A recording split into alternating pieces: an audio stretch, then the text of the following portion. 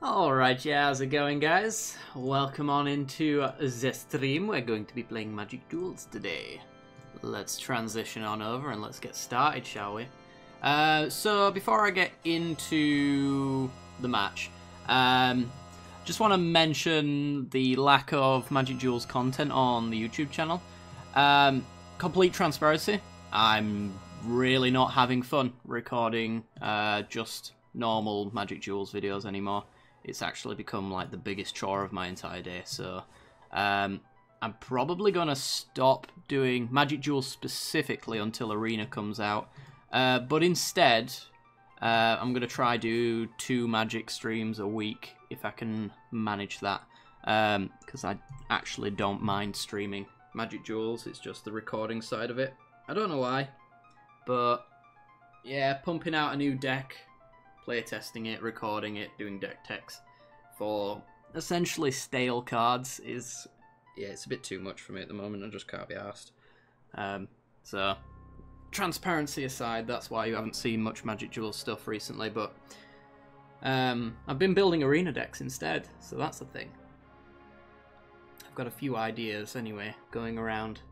So hopefully day 1 arena we can get right into it and we can start doing some sweet, sweet decks. But yeah, I think this situation actually works out as more content for you guys anyway, because I'll be doing 6 hours a week of Magic content.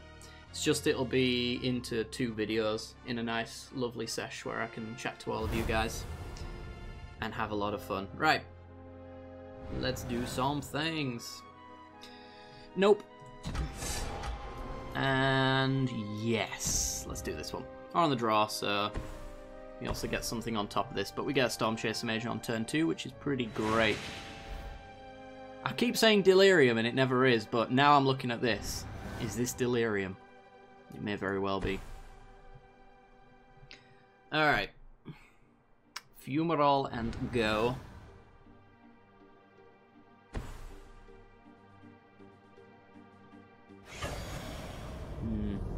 Okay, we take 1. You're about to take 1 as well, so we're in no bad situation right now.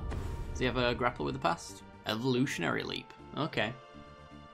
That's his way of getting creatures into the yard, I suppose. Alright, let's play our mountain. Let's get Storm Chaser Mage down. I don't think Thing in the Ice right now is entirely necessary. We won't be blocking a death-touching creature, so let's just get it on in. I'm hoping that we either draw a land or we take inventory into a land next turn. Either one of those is good by me. Okay, so we take 1.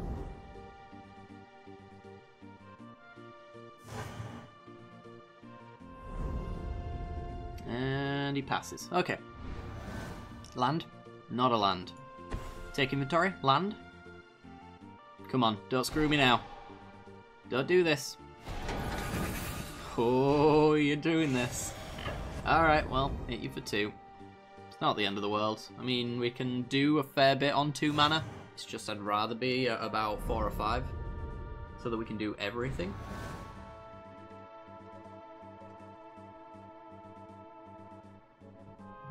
Okay. And thanks to that pump now, we're actually, technically, we're ahead. So we take him down to 0 before he takes us there. Elvish Visionary. A spicy little brew. Okay, let's take inventory again then. Draw 2 cards this turn, which should up our odds of drawing a land. Thank Christ for that. Alright. Do I want to cycle this slip through space? I suppose I might as well. Let's do it. Hit you for 3. Get a redraw. Part the Water Veil. Meh. Probably should cut Part the Water Veil. It was in here for our 2-headed giant video with Theliona, which in that particular setup does work quite well. But in this one, we're actually just trying to kill them as quickly as possible. No ifs or buts about it, really. Alright, gets him for 2. Sure. He's going to need to do a little bit more than this. As our opponent missed his land drop. He's got the Undercity Troll, which is going to die to a shock. And another land drop. Wonderful. It's actually really good. Okay. Well, I'm going to shock you. And I'm going to play down the Enigma Drake, which should be getting quite large. And ready for a good insult. I think there's potential we have lethal next turn if he does nothing.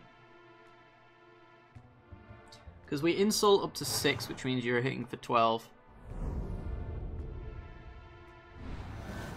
And then if we hit a land drop, we could even fling it straight after if he's got some sort of fog. Wouldn't be able to get around it, actually. So, yeah, you need something real good here. And I ain't taking that bait. I'll take you 2. He might have combat trick, so no reason to block. We're at 13. He's dead. He's going to pass the turn. Alright. Hey, land drop. So we shall insult. And that's lethal. Damage can't be prevented, so if he's hoping to fog us here, then we've upset that little plan. And he's dead. Alright. Not so much of an interactive matchup there, but an alright one all the same. Suppose I might play the deck that I had planned for this week, actually. Check it out. It's not the most broken deck in the world, but it does fun things when it goes off. The Main Vein. It's a drain deck. Get it? Drain the main vein.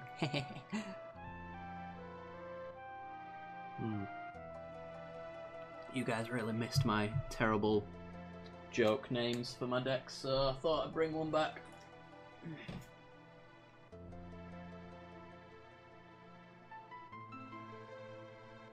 So yeah, let's see if this deck does what it's intended to do. So it's a retreat to Hagra build, essentially. So there's 26 lands, and I managed to get mana screwed in most of the matches that I played the other day. So take that as you will. Can I keep this? Ooh. I think I can. I think I can. If it curves out nicely with lands, which as I mentioned, 26 of them in this deck, then we should be all good. It's also got Gear Up at Orrery as well for extra land drops. Good stuff. Well, that's not a land, but we get our ally down. He's in green, so he's not really equipped to take care of this as it currently stands. Actually, I think it was just our previous opponent. Yeah, it was, so his mono green build. See if he gets a better matchup here. Leading off with his visionaries. Sure. Land. 26. I like to keep repeating that to myself. There's 26 lands in this deck, guys. Every single time I get mana screwed, there's just no excuse. Alright, well, swing, pass.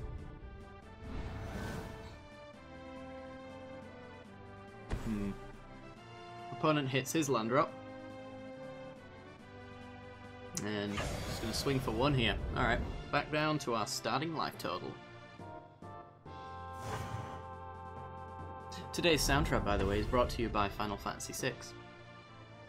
A lot of you guys mentioned every single time Final Fantasy pops up. I get a "I'm so glad you picked this soundtrack" comment, so I enjoy Final Fantasy's soundtracks quite a hell of a lot. Alright, let's pass. We've got the Smuggler's Copter now, so we could trade if we really wanted to. I'd be tempted, actually, to trade with the Tireless Tracker if he wants to get in with it. So he's going to have to get another clue and have the ability to crack them. Okay. Very similar setup to last time, except for now we've got a tireless tracker to deal with. Yeah, I'm gonna trade if he swings in. Well, now I'm just gonna take out his Elvish Visionary, I think. Because it's just a free block. And I get a loot. Primal Bellow. Huh. Okay. Sure. Let's get rid of Lantern Scout. Only need one. Nice combat trick, bro. Hey, retreat to Hagra. Won't play that just yet. We'll play the Vampire Envoy instead, which is an ally, so we drain. We also have a 1/4 on board, so I can block this Elvish Visionary quite nicely. And no attacks because he's got Death Touch. Which actually might be insanely annoying. Because these Bloodborne vampires, there's so many situations. Wow. Our opponent's just outplaying us here. But yeah, there's so many situations where you gain life, so this guy gets super big. Or gal, in this particular case. Let the vampires join us. In this war, we no longer have the luxury of choosing our comrades. General Tazri, 2018. Okay. That's a dead creature. And swings in with his 3/2. Sure. Boop.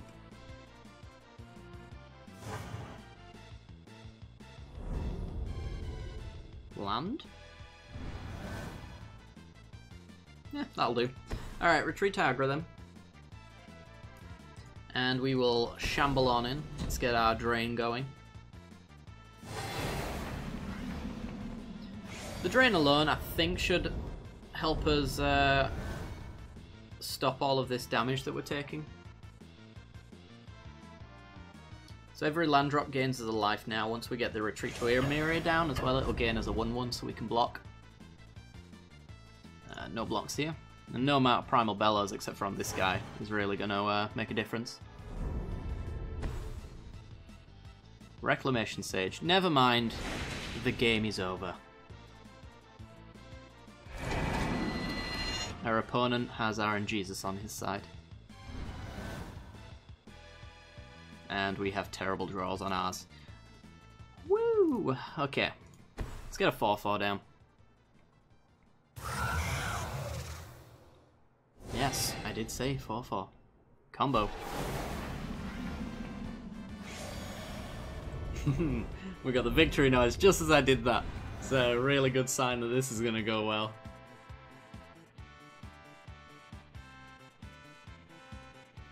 Okay. Do we live? That is the question. Okay. If he's got a combat trick, he's got one. This game's over if he does or doesn't, to be perfectly honest. So, alright, he's going for the trade apparently. It's fine with me. Trading a tireless tracker for a Bloodborne vampire. It's a win in my books. Land. Beautiful. Oh yeah, retreat to Emeria. Start gaining, draining again, because now we're making ally tokens for the healer. And chump blockers as well. Pass the turn.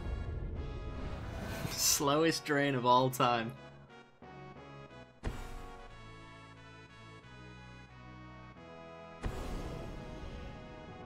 Nissa's Pilgrimage, okay. Gonna pump it on up. So we do have to worry about Primal Bellow, but at the same time, like, we've got Gnarlwood Dryad with Trample, so there's not really much we can do to play around it except for hope that we draw into a Fatal Push or an Anguished Unmaking. Hey, Balcry! How's it going? I'm gonna trade a 2/1 for a 1/1. Go for it. Am I dead? Primal Bellow. Or is it a sack with the Evolutionary Leap? Odd. Okay. Oh, Ronas. Oh boy. That's the thing.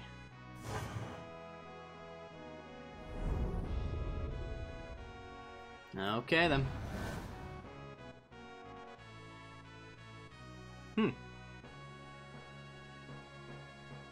Interesting. Might just Lantern Scout here to just gain life. Since we're not blocking. Yeah, let's do it.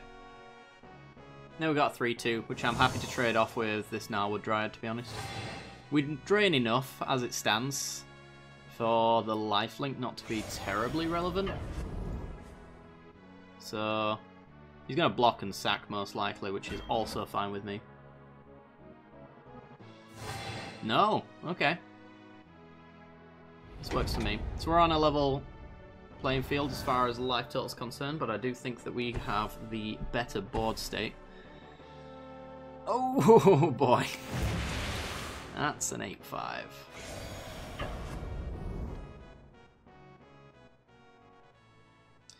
Well then. Do I want to chump?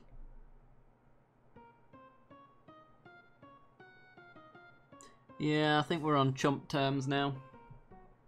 This is a weird deck. It's like so low curve, and then all of a sudden it just pumps out a Guy's Revenge. Ooh, Glastria Healer. That's pretty good. Glastria Healer. Drain for 2.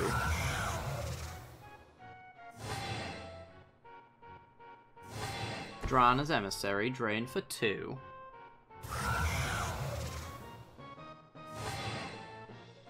And an upkeep drain, plus a flyer as well.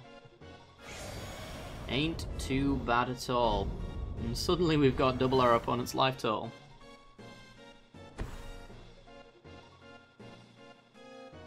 So if he swings in with Gaia's Revenge, just to avoid the blowout of a pump spell, I'm probably going to have to block with the Glastria Healer.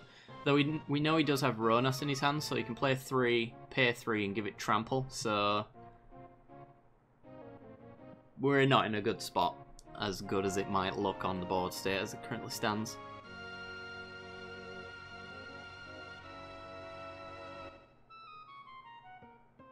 We've also got a fun little Nombo in our hand right now as well. Because I really want to get this Orrery down. But it might help our opponent. And I don't really want any of Henny's expertise, because it's practically a one-sided board wipe. So 8, 9, 10, 11, 12, 13, 14, 15, 16. That would be Exacxes if you had a Primal Bellow, so I'm going to have to chump.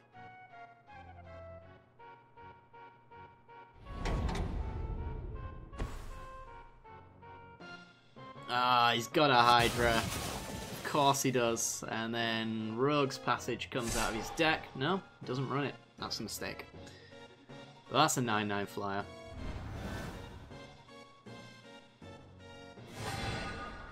Ooh, a land drop. That's not too bad. That means we can make ally tokens, which can chump for days. And drain.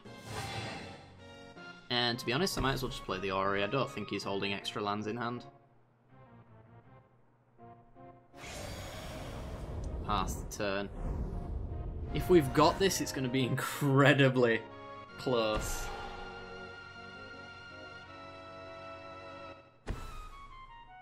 There's Ronas. Yeah, here comes the tramples.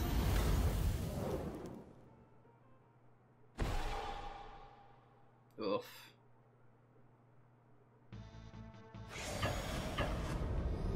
Alright.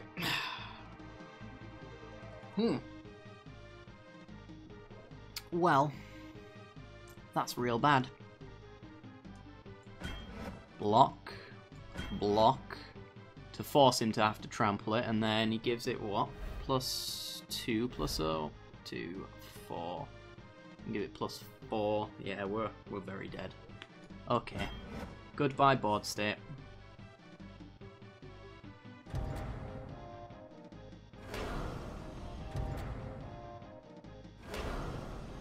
Mm-hmm.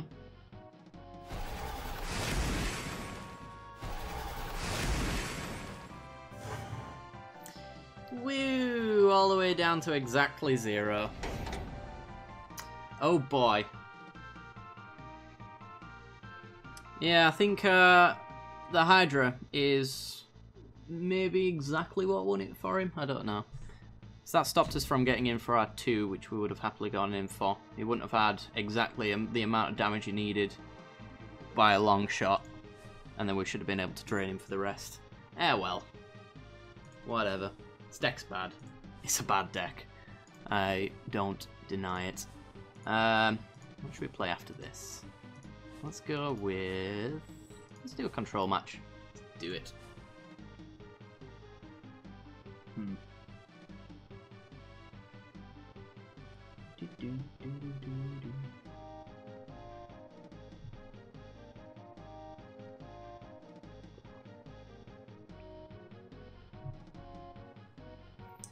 Alright then.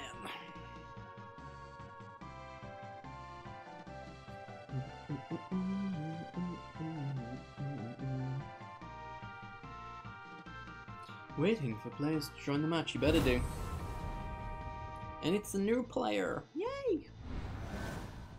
Alright, show me the money. This is absolute gas. So we're going to take the crap out of this one. Red for our opponent. That's actually gas for them, most likely. Sire of Stagnation. Okay. Well, I'm going to go crack this Evolving Wilds for a swamp. And then we have all 3 colours. We are essentially going to play a double island so that we've got our counters up on turn 3, but I suspect that our opponent is going to be way ahead of us at that point. Unless he doesn't play anything here. Wow. Okay. Yeah, quite literally the worst possible matchup for us. Well, let's hope we get another black mana and we get a board wipe, because that's probably... Oh, it's actually red, blue-red. Maybe he's slow playing, he's actually control focused, I don't know. Jorien, oh, it's prowess. I think. Ooh. Right, well, we're definitely taking that planar outburst. Onto the Glacial Fortress over the Prairie Stream.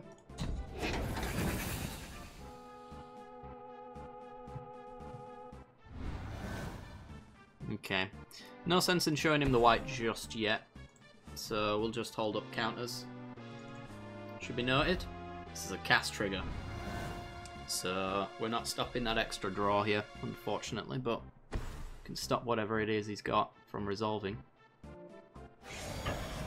So, I'm going to hit us for 2, sure.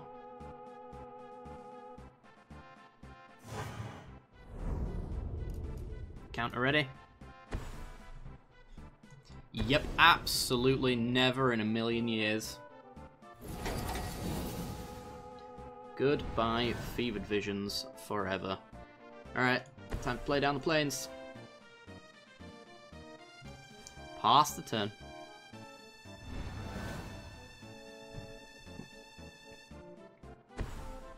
What you got now? 5 mana and... I'm really not sure about this deck. It seems really weird. Opting to go for a Fumarole instead of dropping down prowess creatures. I'm getting the impression that he doesn't have any. Let me see if I can get Fatal Push off the top. Well. I guess those work. Probably not going to need the cast out, it's just a more expensive creature removal spell. I suspect he's not running Planeswalkers.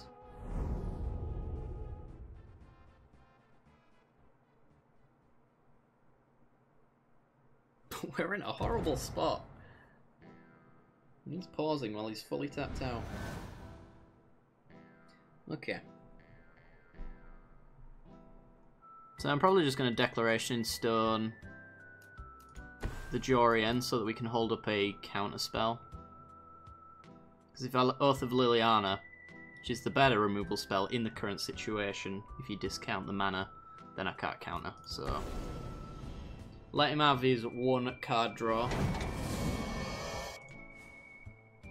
Which I think stops him from going for his Fumarole if he wants to do that. Yeah, it does. So now he can hit me with a Fumarole, Or he can draw a card.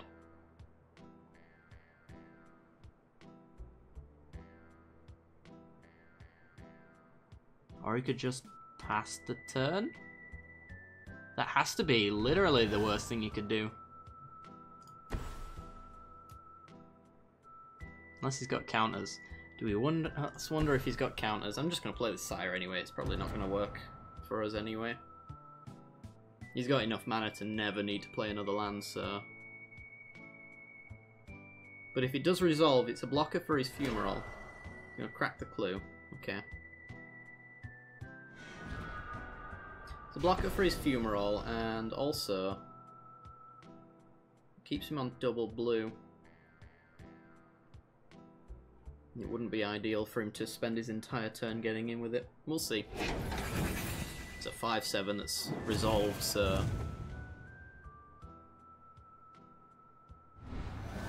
who knows what he'll end up doing. He's got a free turn now, though. Oh, thanks. Well, that works. Gideon's an answer to Wandering Fumarole now. Did we exile Jace and another Jorian? Oh no, sorry. Just the Jace. It's 2 cards, not 3. That was the Declaration in Stone. Yeah, dear. Combustible Gear Hulk. Yeah, you can draw 3. Draw 3 all day, buddy.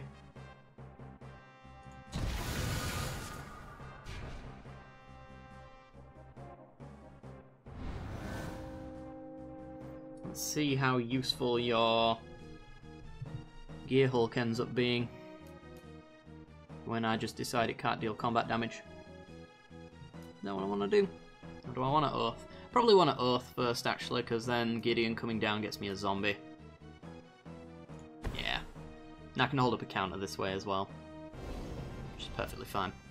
Alright. Sack a creature. Do I get in for 5?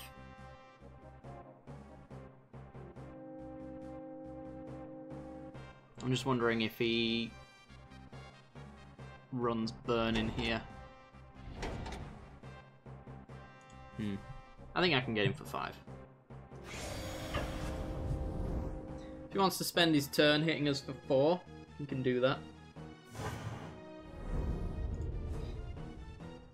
If he does nothing, we can cycle the cast out.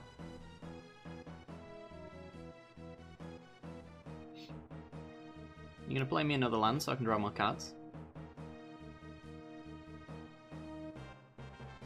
Go on, I dare you. You got loads of cards now, so one of them has to be a land. Do it. It worked out real well for you last time.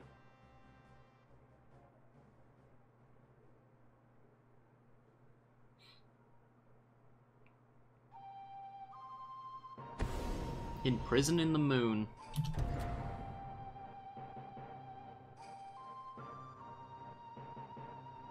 Hmm. 4 mana left. I've got cast out for whatever he plays after this, so I should be fine. It means he's not getting in with a Fumarole. Unless he wants me to draw cards again. He's gonna commit it. Sure.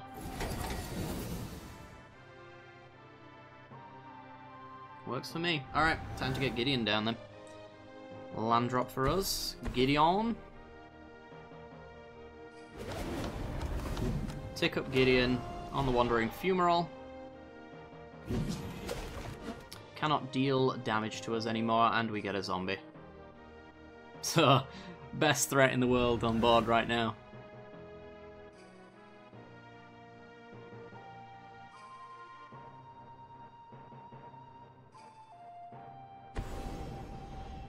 Rolling Thunder. Complete tap out.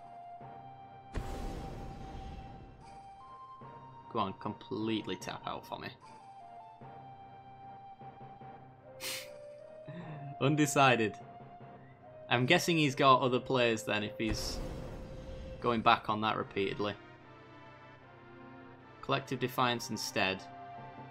Right, well, I know what to worry about, and then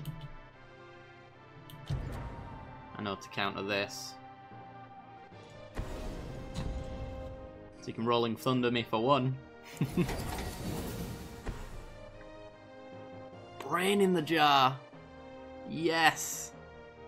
Beautiful little card. Should be noted that it is not play, it's cast, so I can still count on whatever he brains.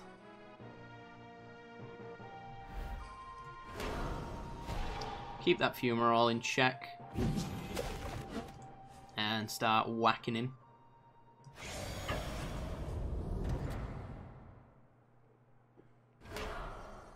Oh, has he got a shock? Nope, just taking it up.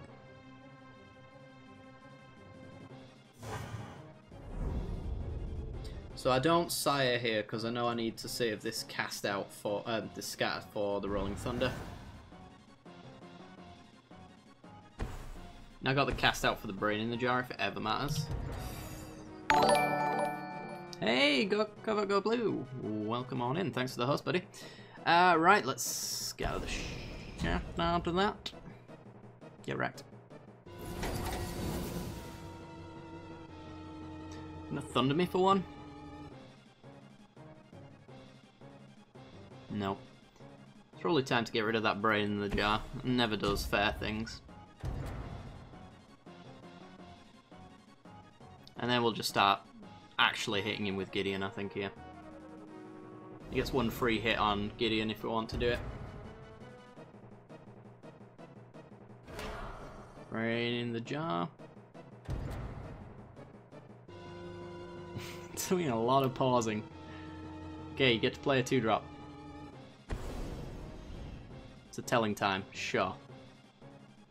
Telling time for 1. Value.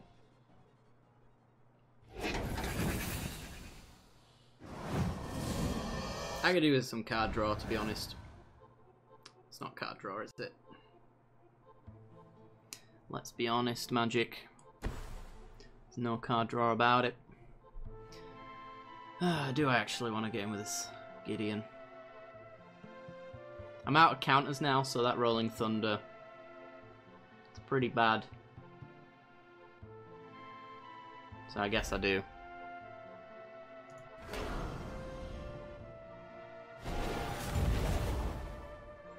Probably losing Gideon. But I can replace a Sire of Stagnation in his place.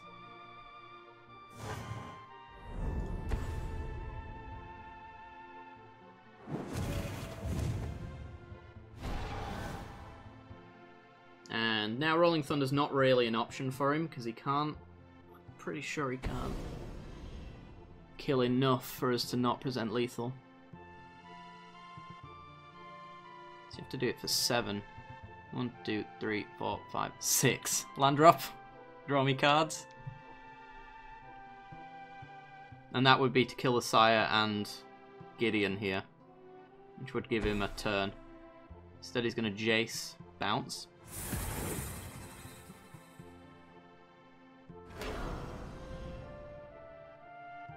Fair play. Now I can make his land drop. We've got 4 mana left. Rolling Thunder for 2.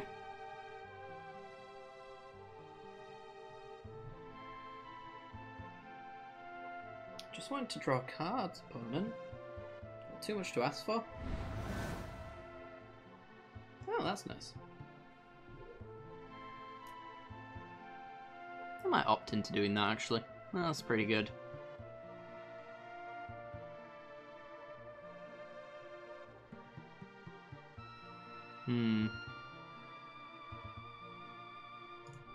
Yeah, let's do it. Maybe we should do this post-combat, but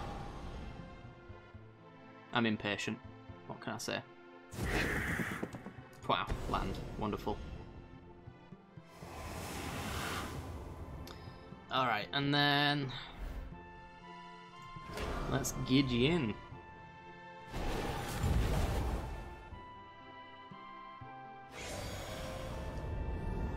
Kill Jace, potentially hit you down, and the combination of Shambling Vent, Zombie, and Sorin should be able to finish him off next turn.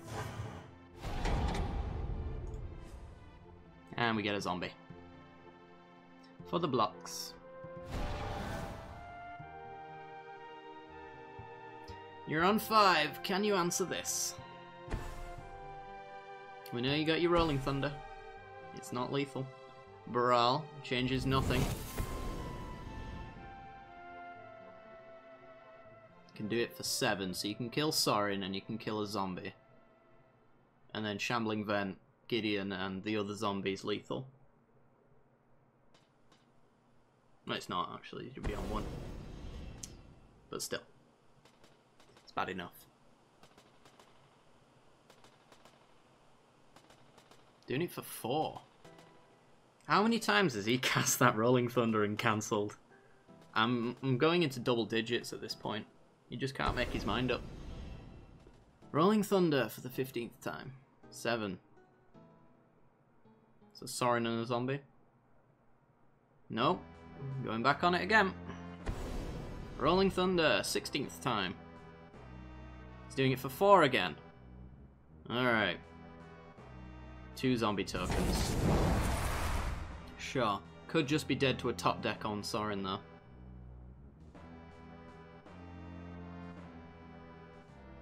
If we drew a 3rd telling time, we could actually set it up.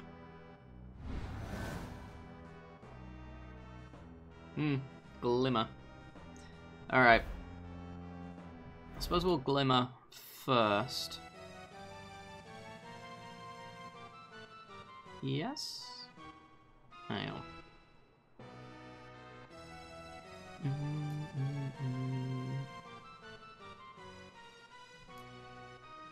Nah, let's Sorin first. Let's get some information. Might just kill him right here. On 5, so 5 drop. Incoming. And then I've got 2 blockers to make, 2 attackers to make up the rest. So it only has to technically be a 3 drop and him have no answer in hand.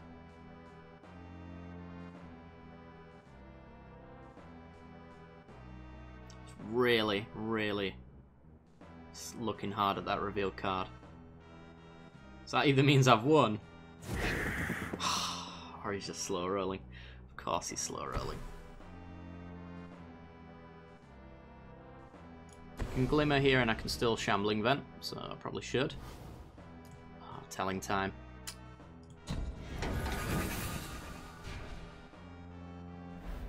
Alright, Shambles. Gideon.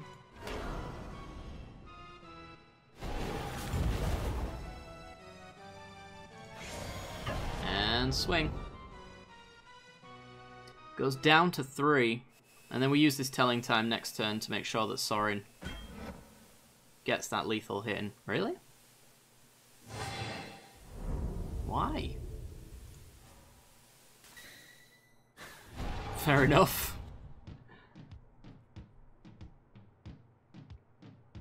Opponent intentionally going down to 1. Exquisite Firecraft on Sorin. Takes him to 4, so can tap out with his Fumarole to kill him. And then we tap out with Gideon and our Shambling Vent to win. Gonna go for a memory instead. Oh AI. You crazy. We get that telling time back again. 3 mana. Imprisoning the Moon. That'll help. Still got a Sorin on a top deck though, and any draw here will do it for us, and we can just make sure telling time sets it up. Sure, down to 13. What a weird match.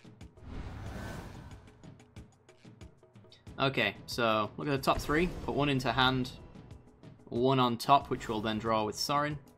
So 1 into hand, 1 on the top. Sorin reveals that top card, and he's dead. Woo! Weird, weird, weird match.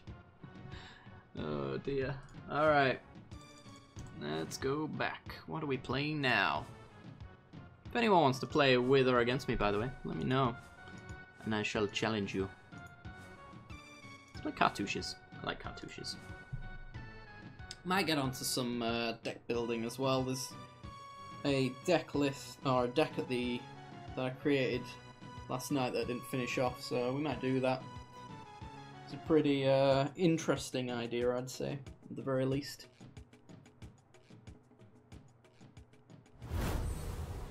Soul of Steel.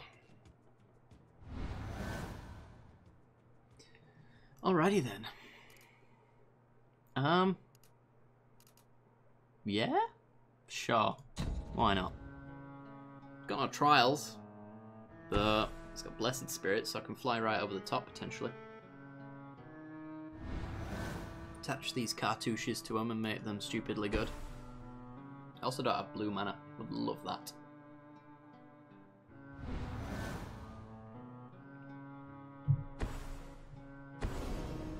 Blue-red into take inventory. Could be a Drake deck, could be prowess, could be control. Hey, trial. Shame we can't cast it. Land and pass.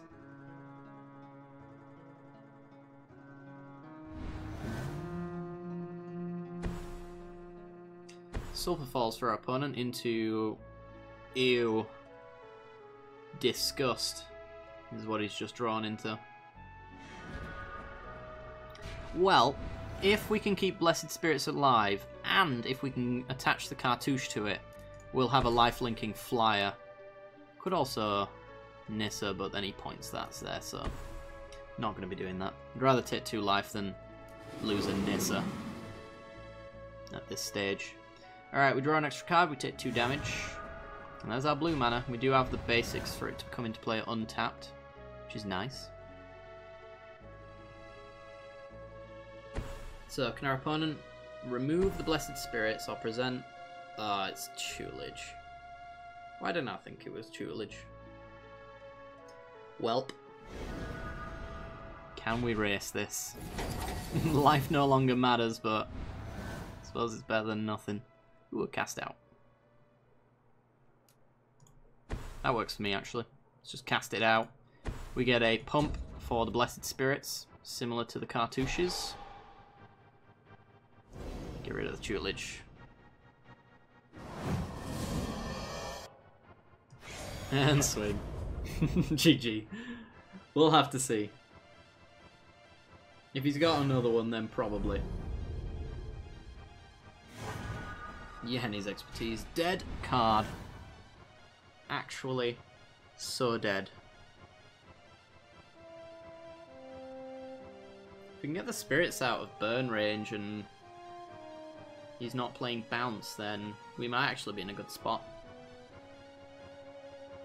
Because I think this will race both his Fevered Visions and a tutelage if we can keep it.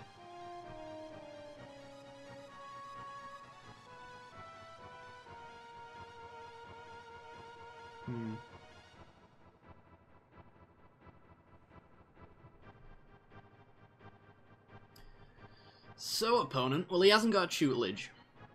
Because if he did, he would have slammed the crap out of that right now. So, no tutelage for our opponent. Collective Defiance. Right, well, he's got rid of 1 Blessed Spirit, so we've got a backup.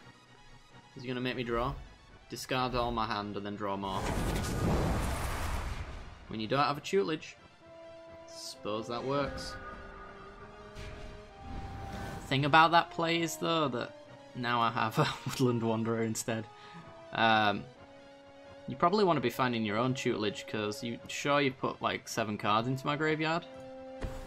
But I'm sure tutelage could have done much better if you'd have found it. So we got a 6/6. It's going to be much harder for him to deal with. And an Auramancer, so we could give it lifelink. So now the Ambition cartouche is in there. And then Fevered Visions is never going to kill us.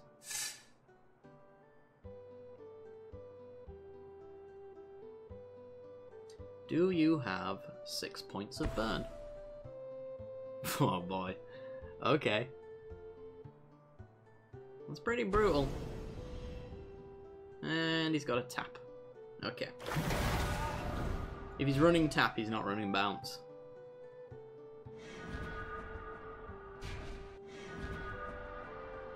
It's a lot of damage, though.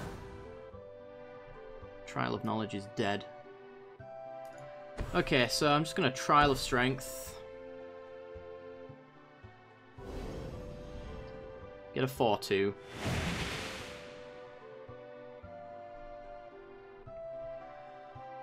And I think I'll just Auramancer back the Trial of Ambition. I don't want to play... the Cartouche of Ambition, sorry.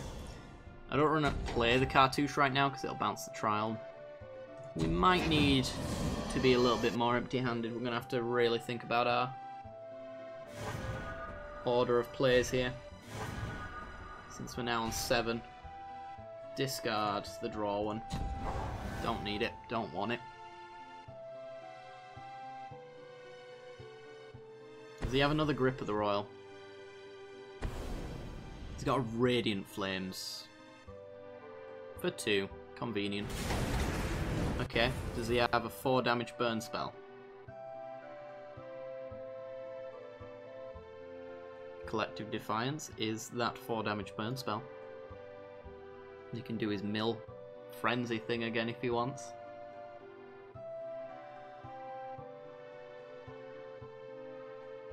No. Okay. Draws 2 extra cards. And lets me untap. Going to discard them. Okay. Well, land drop. And hope he doesn't have a Grip of the Roll or a bounce spell. Because this gives us lifelink, which should allow us to stay on top of these fevered visions. He's got a Grip of the Royal. Okay.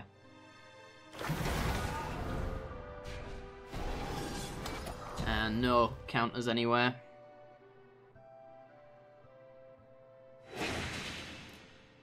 And I think I'll just do... I think I'll do Tireless Tracker. I think we should abandon the trials.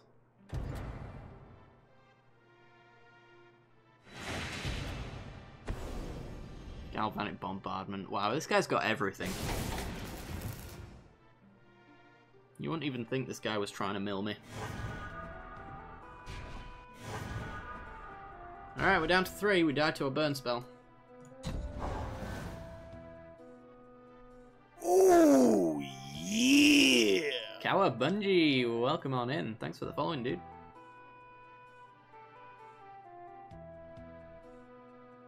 So, as it stands, we're dead. Unless he plays a creature here, and then I could fight it with a Cartouche and gain life. So the worst mistake he could make right here is to play a creature. Instead he's got lethal. I don't know why he sat on it for so long. I don't even know why he's picking multiple things. But sure, we're dead.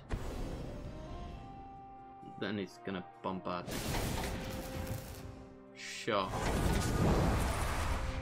Did I just get BM'd? I think I got BM'd. Yeah, well. Whatever, if it makes him happy.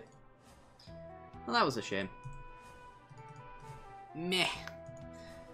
Alright. Let's do... What do I want to do? I don't want to do mill myself. A little bored of mill. Straight discard, maybe. Nah.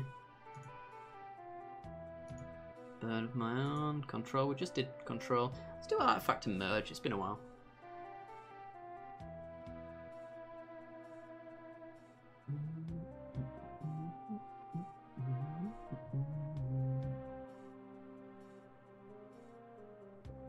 Okay.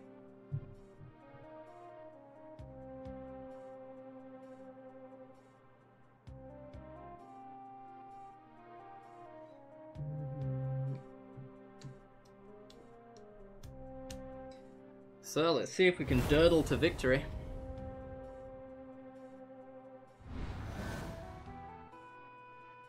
Does this hand durdle to victory? Not particularly, no. Do better. Does this hand do anything better? Kind of.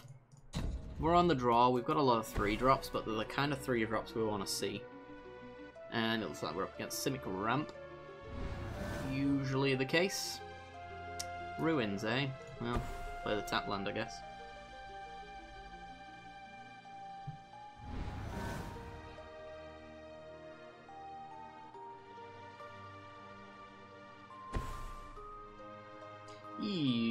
Evolving Wilds.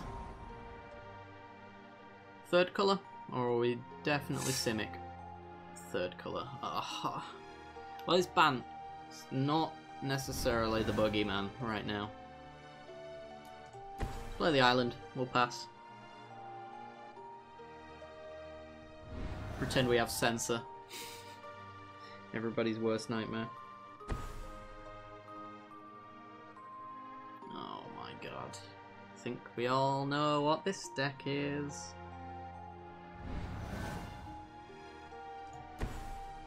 Alright, let's go with...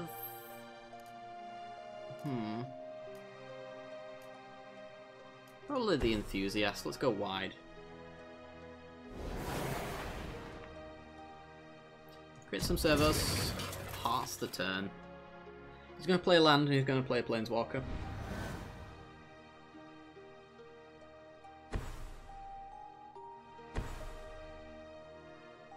I'm just a genius, guys. It's like this deck is not extremely predictable.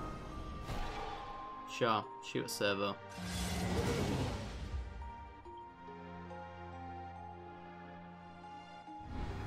Land. Nope, we're not allowed. Okay. Swing at you.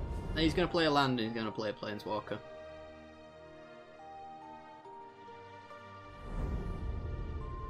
I think I'll go wide again.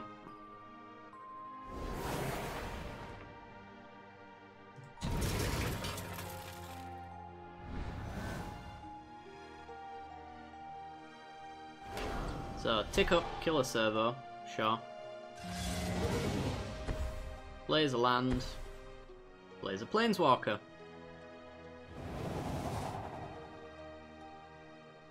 I've got no words. No words at all. Guess what he does next turn, guys? Plays a land, plays a Planeswalker. I'm done. I'm not playing against this. Nope. Won't do it. You can't make me.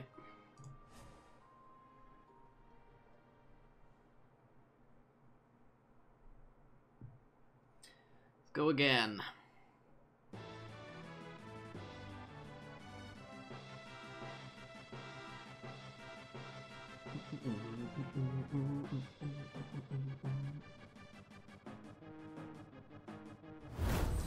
Black Sun. Alright, this hand. Ooh, it might be described as Turbo Gash. Is it Turbo Gash? It's definitely not great. These don't do anything, so I'm not emerging into anything right now. I guess I'll take that. Ruins go. We've got a turn 3 play. Won't mind a swamp though. Your opponent's playing Commander.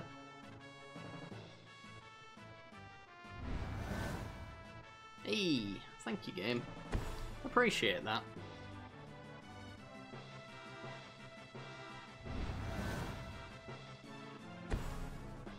Black, white into Militia Captain.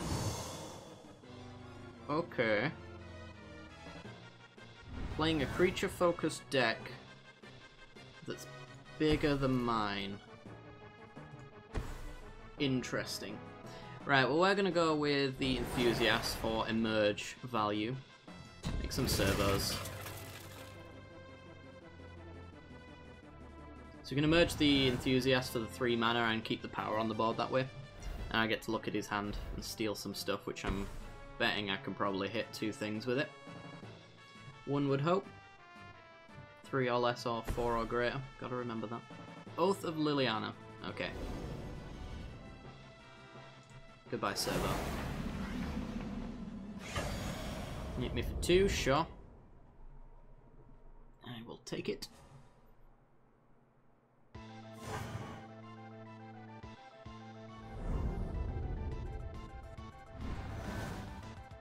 Okay, land and Mindbender. Sack you. Stare at your hand. 3 or less, 4 or greater. Well, there's the 4 or greater. I guess we'll take the trial off. What is this build? Goodbye, Angelic Destiny.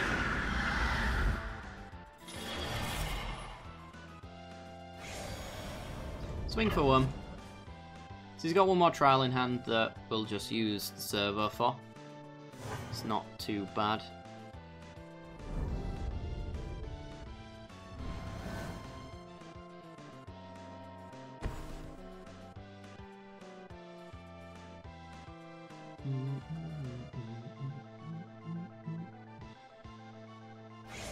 Are you going to combat? No.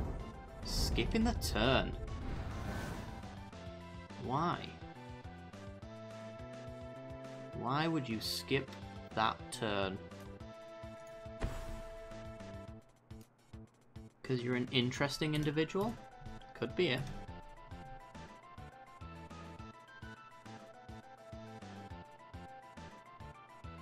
Okay, I think I'm gonna filigree Familiar. Just as extra sack fodder. He had a land. I'm trying to think what he had. Oh, he had supernatural stamina. Did that give death touch? Hang on. Stamina. +2/+0. Okay, so it just makes it 4/2. When it dies, it comes back. That's what he's holding up. Pretty sure of it. Right, well, we're gonna tap that down. Give our Familiar an extra counter. Now I get to swing in. If you want to trade, that's fine, because I get to pull it back with Resourceful Return and eat your hand again.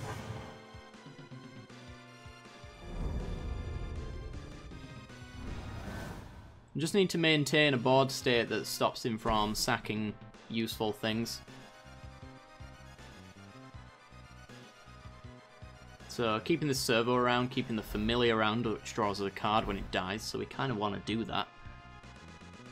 Kind of what our deck's supposed to be doing. It's just passing again. Don't know what's our opponent's mindset is, to be honest. Alright, let's play Inventor's Fair, and then I'm going to Resourceful Return. Yep, that works for me. Get the Enthusiast. You gotta watch with these non-basics, because this game loves to tap down that Ruins when it's unnecessary. Case in point. Because now if I do this, I can't use the Ruins on my Familiar, which is actually the worst thing in the world.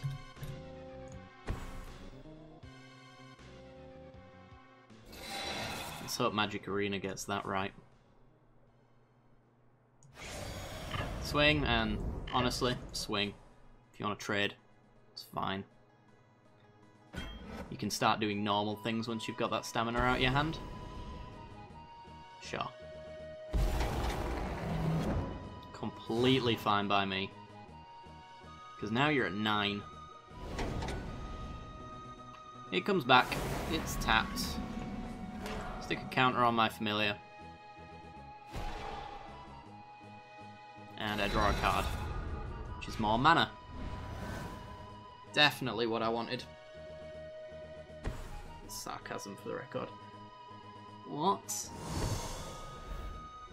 Oh, only enchantments. Okay, so it's not even good.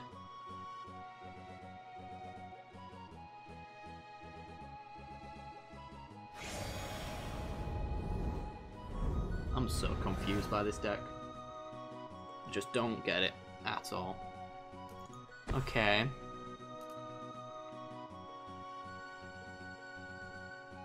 So, swing. I'll trade off a Familiar for one of your creatures. So I actually want a better hand. Yep. Alright, we'll get rid of the good one.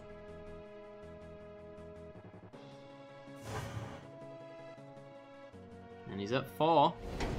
We draw a card, we get more lands, of course. We change how the game wants to tap because it's actually the worst. We get some servos. And then we change how the game wants to tap because it's actually the worst. I don't need to overcommit as much as this, but I get the feeling that this deck is not going to draw a board wipe. That last card in hand. I just want to make sure he's dead.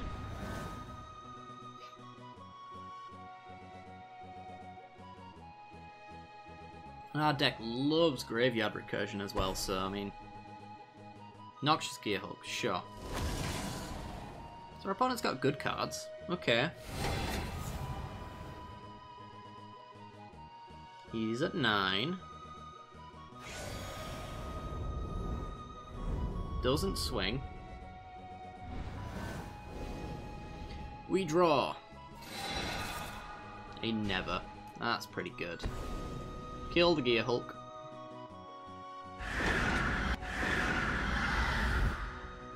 Oh, magic. We play our land, which means we could have gone Inventor's Sphere on end step, but whatever. Alright, swing, he blocks that. He takes 1, 2, 3, 4. No, he's going to keep. Alright, take an extra 1 so he can take a serve off the board. That's fine with me.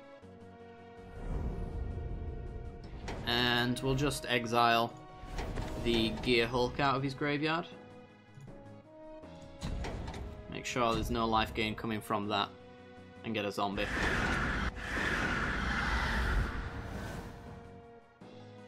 And I suspect that closes this out. Trial of Ambition. Okay, I'll get rid of a 0-1. Held that all game for some reason.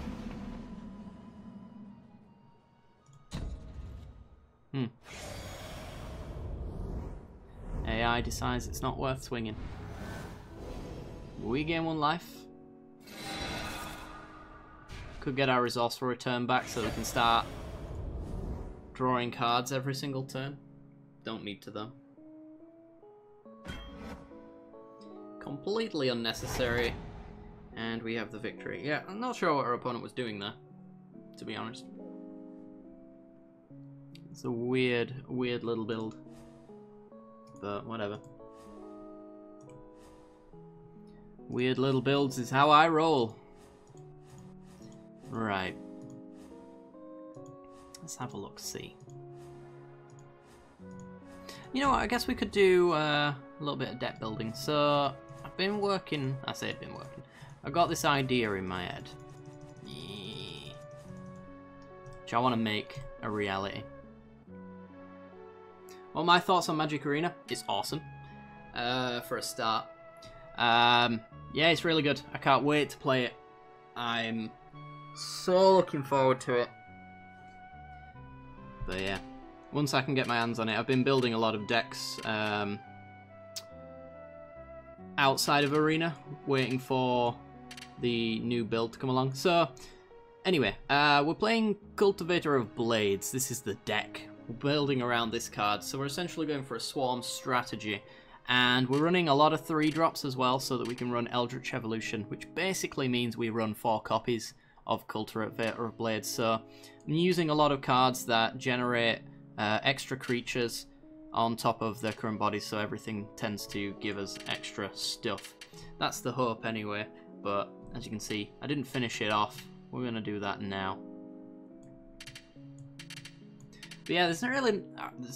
it's hard for me to talk about it too much without breaking the NDA, but for the most part, really happy with it. I've got a few issues, I would say, but they're only minor stuff, and I suspect they'll be finished. I'm a little concerned about how the economy might turn out, but they haven't really implemented it yet, so it's an unreasonable concern, let's say. What do I want to get rid of? I guess these Elvish Visionaries aren't, like, top tier. Maybe don't want these Scion Summoners. Especially from running Eyeless Watchers, so let's get rid of Scion Summoner. This seems like a 24 land kind of build, because it's got a lot of... The curve is a little bit... And I'd like to do multiple things in a turn, like play an Eyeless Watcher and then immediately Evolutionary into Cultivator to set up the victory next turn. The idea is then that we pump Cultivator of Blades with something like Might of the Masses, which pumps it for each creature we control, which then makes every single creature on the board stupidly powerful. And then we'll go straight over the top. Duskwatch. I think with Evolutionary Leap, that's probably unnecessary. Yeah, we'll cut you.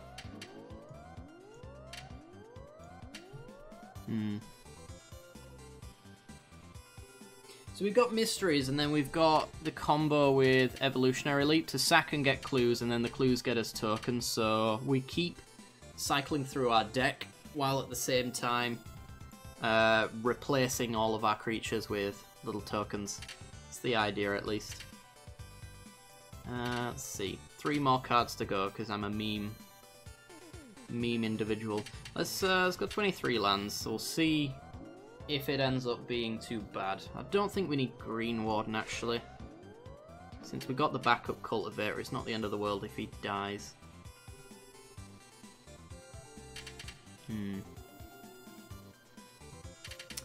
One more cut. And then we'll sort out the mana base. I guess it's one Visionary. Alright, sort out that mana base. Boop, lands. So, green-white deck, but it's mostly green, so... Let's see, most of the lands that I'd want to include are going to be the Duels. Westvale Abbey's also useful here. Where's that green-white Sunpetal Grove? There we go. Invent Sphere, Guy Reach, no. Maybe Foundry? Probably not. Maybe this is a Blighted Step deck. I don't think it is. I haven't ever played this card and not considered it very often. A Rogue's Passage. I guess we could use one.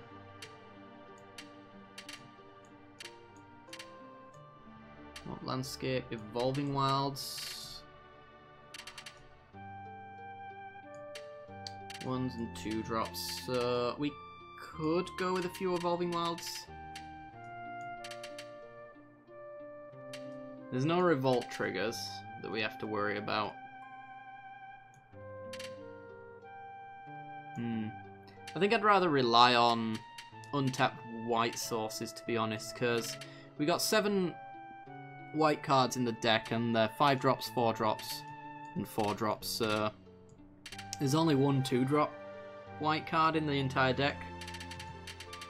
So I think I'd rely on natural draws and screw the forests.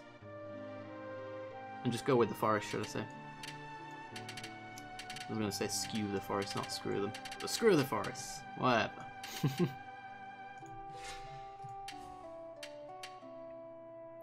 So, let's go...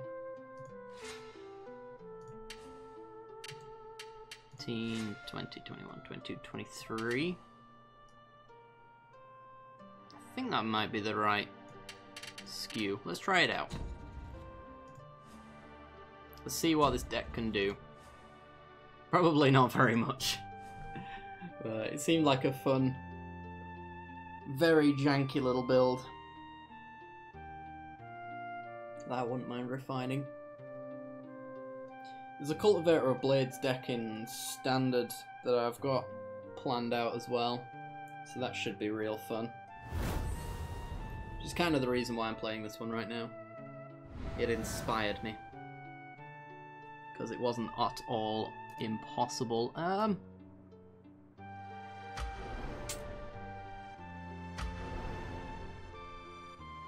This hand could be so much better. But could it be worse? Nah, I'm going to redraw. That could be worse. That's better. Okay. Well, we got 2-drop into 3-drop into enchantment removal if he's playing tutelage or something nasty like that.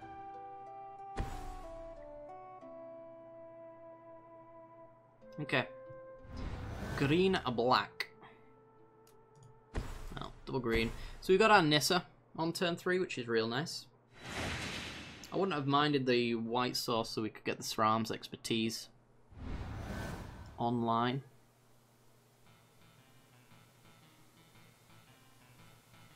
So what's everyone else in chat think of Magic Arena then, if you've managed to play it yet?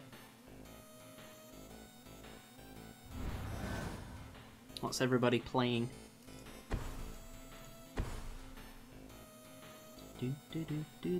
Let's make plant tokens.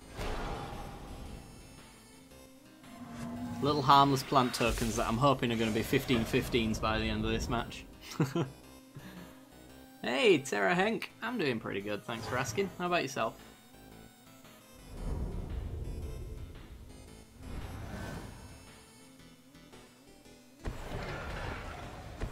Ooh. Is this some weird zombie deck? Maybe. I don't know. There's no zombies in green though, right? I'm not crazy. Let's make more plant tokens. Yeah, I'm not far off though, to be honest. It's getting a little bit too stale for me at the moment, because I do play quite a lot of it. You want to trade here? I won't mind trading there, I guess. Sure. But yeah, I just can't wait for Arena, to be honest. Wow, it's gonna take it. Fair enough. Well, we get to double block and then sack to Evolutionary Leap to go get a better creature. Stop when you reach 100k. I think I'm at nearly 30, I'm not sure, I wasn't paying attention, but you get to see after this match. I don't think I ever, like, in the entire time played it, got to that many coins. Okay. It's got lifelink now. Temporarily, at least. Until I Reclamation Sage it. And he swings. Okay, so we block, and we block. We wait. We pause. We pause. Thank you. And we get a better creature. Elvish Visionary. That'll do. I like the Duels playstyle more. I'm not sure. Ooh. That's a Cultivator of Blades right there. So I don't know if I mentioned this while we were building the deck. I've skewed 3 drops quite heavily because Eldritch Evolution needs to hit a 3-drop in order to get a Cultivator of Blades. So I get to play the Reclamation Sage, I get to get rid of that Cartouche.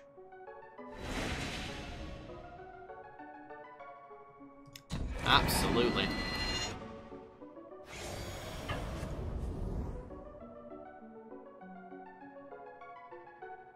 And hit you. We haven't really got the insane board state that I would have liked for Cultivator of Blades, but I still might as well grab it. Apatra. This is a -1/-1 counters deck. Was this not the Zombies card? Oh, this was the minus counters. Nobody plays this card, so... The only time I ever see a desert drop on that side is when it's the zombie one. Sure. You get a snake token or whatever it was. Yeah. Well, that sucks.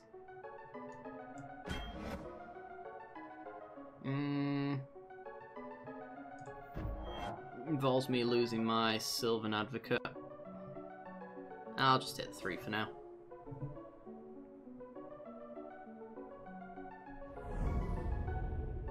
Come on, something good. Eyeless Watcher. It's not really something good though, is it, game?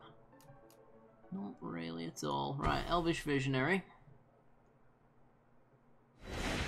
Let's hit a land drop, please. Thank you!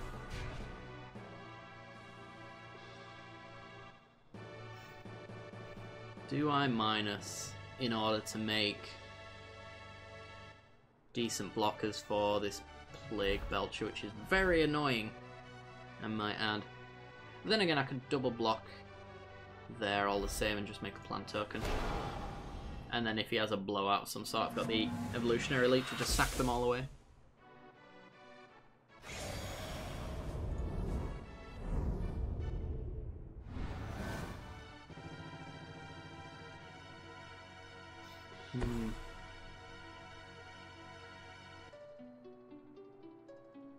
Feel like doing some two-headed giant? Yeah, can do. Yeah, I wasn't sure. But we get to double block here and then short of a... Because we still have to double block anyway, so... So whether or not this works out. What are you doing? Okay. Well. Sack. Give us Tireless Tracker. Okay. Sack.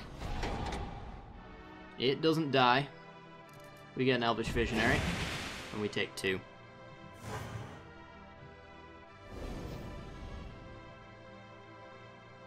And we lose a plant and he gains a snake. This is going really horribly for us.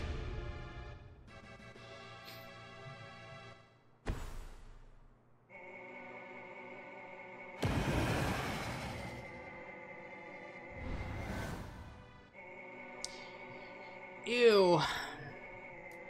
Alright, well, I think it's Eyeless Watcher minus Nissa then. Try go a little bit wider. And bigger.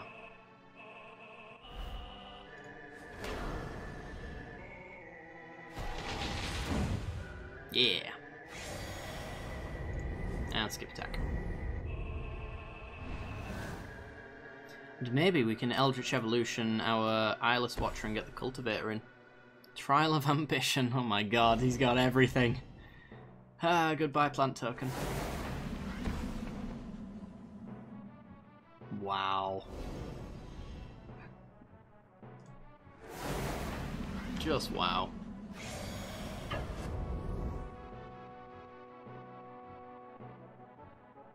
Your only attack? Okay. Oh. I'm gonna make sure that Nissa dies.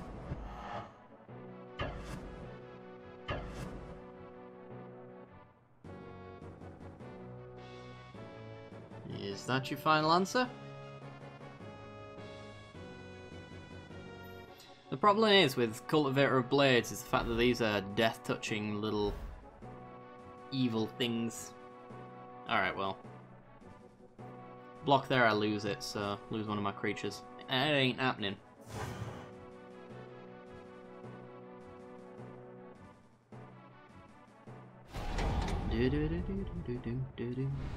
We've got no white mana at all.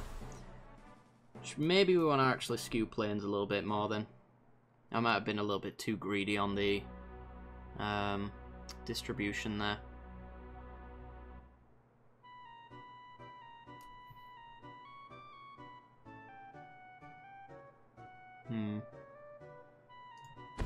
So Eldritch Evolution you. Go get Cultivator of Blades. Which we'll then put counters on. We'll play Elvish Visionary so we don't have to sack the Scion.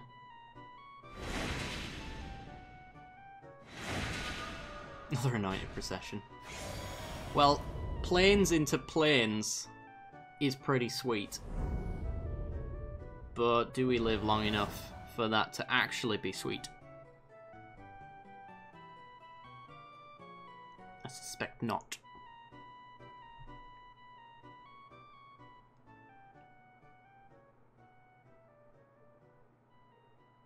I can't quite remember the rulings on counters. So this says, when it deals combat damage to a player, you may put a -1/-1 counter on target creature. I can't remember if it actually... Yeah. Oh yeah, Thane 305, thanks for the follow, dude.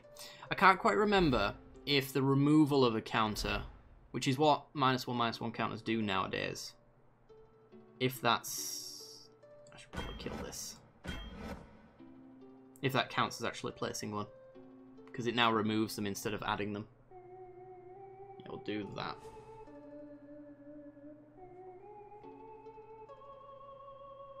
This game's over. But at least we get that annoying little dude off.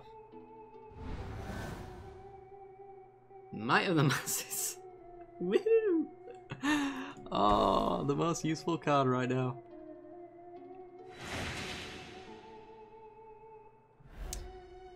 Ah, death-touching snakes.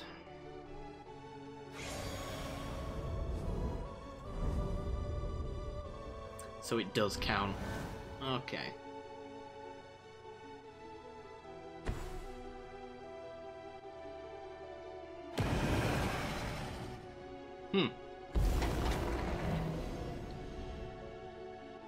So we get drained, he gets a snake, we get a 2-1.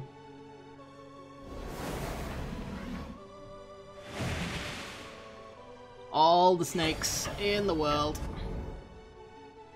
I'm gonna keep taking your beats.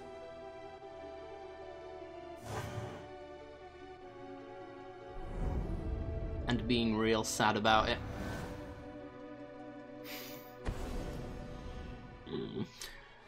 Oh dear.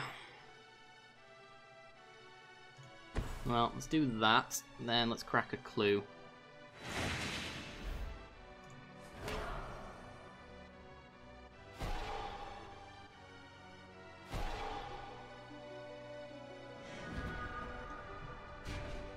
He has done it. He has drawn the one card he's wanted to see this entire time.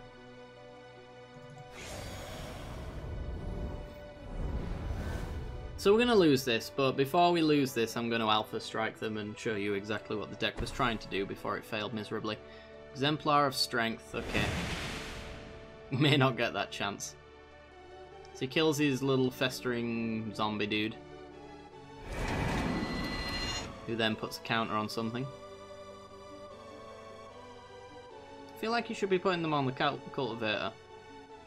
Just my thoughts, but... Oh, yeah, there you go. We get drained because the zombie died. You get a snake for it. He removes a counter, which counts. Damn these death touch things. 5, 6, 7, 8, 9. You're not. Nobody's any fun in this game.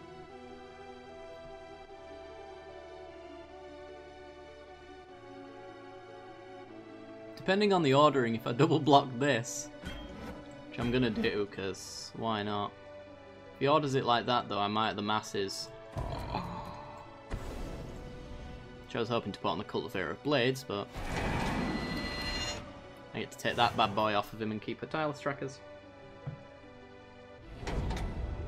We've definitely won now, guys. Oof.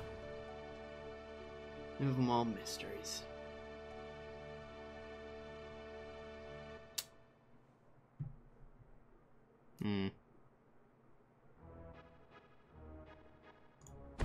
Play a land, get some clues.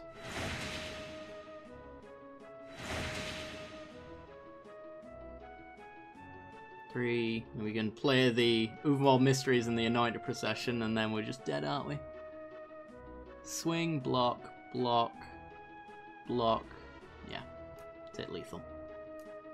So, just mysteries. And we can crack clues to make 1/1s.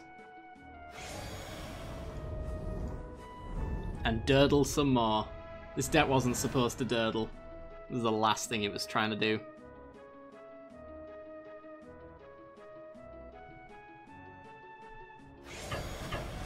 In he comes. Okay. Crack a clue. So this guy's removing counters, isn't he? Yes.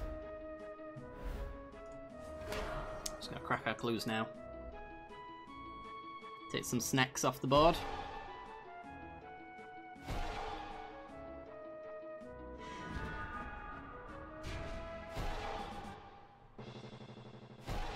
Yay! Right. Keep it going. Finally, we get to block. Alright, block, block, block. Take 4. There's no chance of a pump spell, right? Probably not. Take the risk. Dead if we do, dead if we don't. Alright. Okay. Eyeless Watcher. How are we still in this game? Because we are. We're still in it. Alright. Oh, I should have played the Procession first. Ah, I'm a fool. Procession. Eyeless Watcher. Go wide.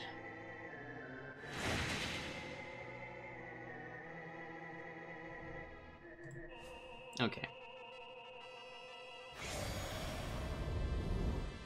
And might as well swing. Oh no. Hissing Quagmire. Not yet.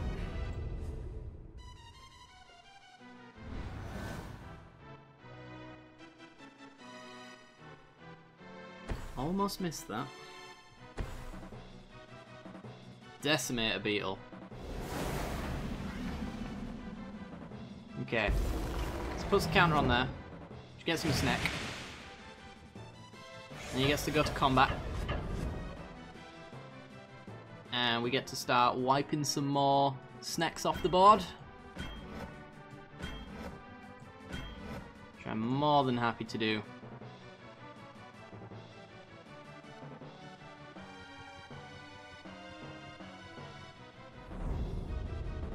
Alright.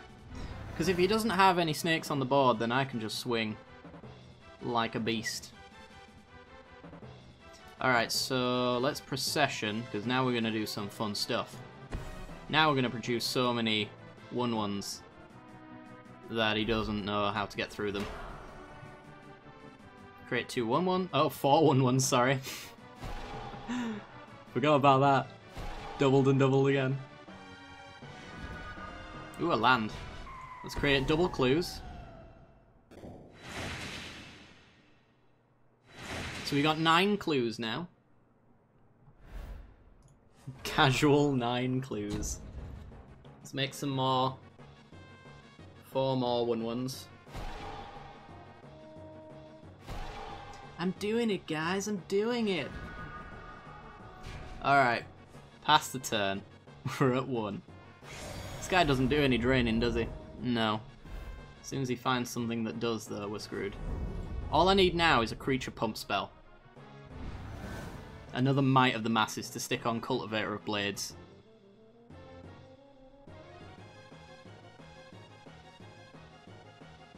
And then we're in Hilarity Town, where everything hilarious happens. Another Decimator Beetle, okay. Puts it on the beetle. Makes a 1/1.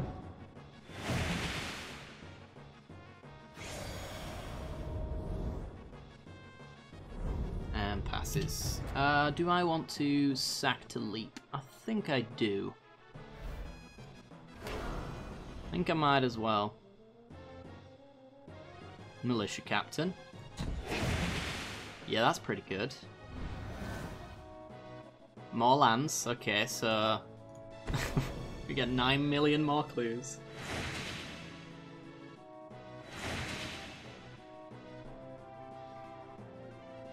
Oh, Signing Blood. Yeah, Signing Blood is, I've got someone with that in previous Duels games. I guess we're just, Westphal Abbring. Oh dear. He's done it. Alright. Let's Westphal Abbey. 1, 2, 3, 4, 5. Alright. Ye of little faith. I doubted this deck, but it came through. Let's see if we can get a Might of the Masses. Because if we get a Might of the Masses, I think we just win on the spot. No. But we're going to Militia Captain. Alright. We're out of the woods. Gain 9. I knew Overworld Mysteries would be the card for this deck. I was just a little worried that it wouldn't quite get there. But we have Lethal next turn. I just kind of want to durdle until I get Might of the Masses. We got like 16 clues to go find the card.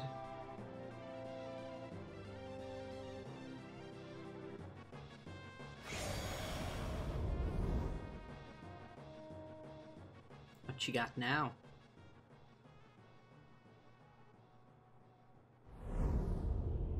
Nada. Okay.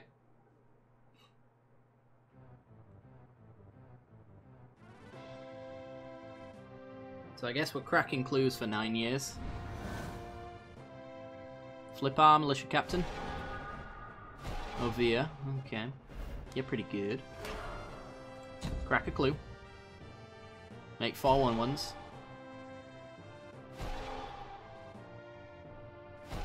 So every single time we crack a clue, Might of the Masses gains 4 more power. Play a land. Come on. 23 clues. We could probably break the game with this deck. The more I watch this. Hit the token limit several times over, maybe. More mysteries. Question, chat. Do you want to see me break the crap out of the game, or do you want me to just end it right here? I'll leave that up to you. Because I can mysteries and start making... Oh god. I have no idea how many tokens we'd end up making. You want me to end it? Alright. I'm going to crack the clues at the very least, just in case we get Might of the Masses. Let's actually crack 2 more here. Or 1 more.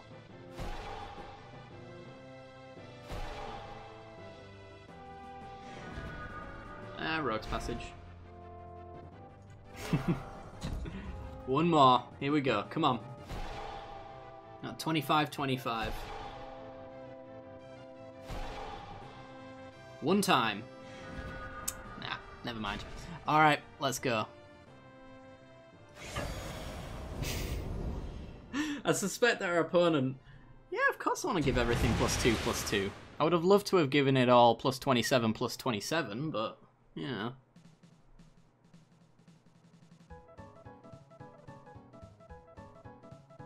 I might have... Oh, there we go. Game finally caught up. Oh my god, there was a little bit of a lag spike there when all of that damage was being calculated. Alright, I think that deck needs a little bit of tweaking. Certainly in the mana base. But I think we could do some fun stuff with it. Definitely. Alright, Battle Cry. Let's get on to it, a giant, shall we? Do you want to send me an invite, buddy?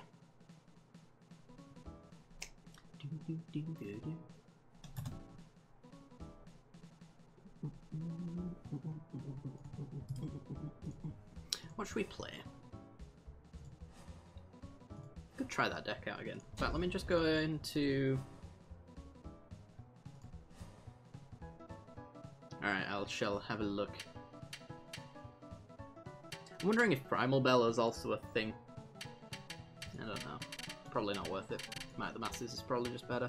Right, let me skew that down a little bit. There we go. Apparently that double white was a killer. Right, 2-headed giant, let's see. Invite. Don't have you in my friends list, do I? No, okay.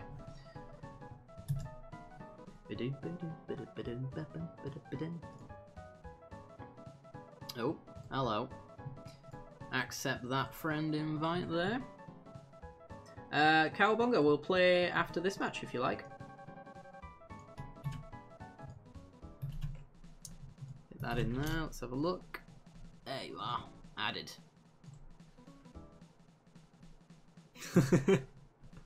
There is also that. Right. And then cancel this. Invite teammate. Invite sent. If you accept that, we can play.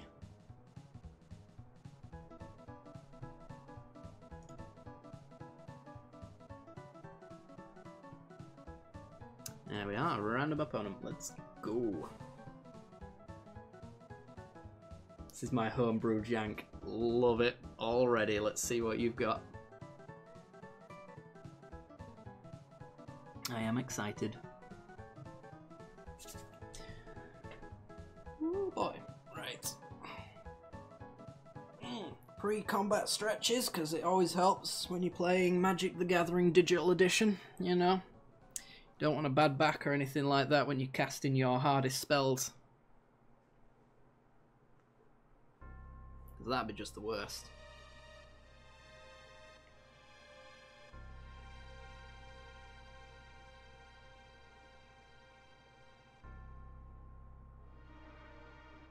Alright, have we been pitted perfectly? We have. Alright, good. Sometimes that ends up failing. Okay, this hand... Yeah, I'll take this. We need another green, but I think if we get that, we should be in a good spot. What are you... Oh, Pyramid of the Pantheon. Oh boy, I like the look of this deck. Another white source. Well, we got our double wipe, so that's a thing. Alright, well. Forest and Pass. Yeah, Pyramid of the Pantheon, I'm all for this already.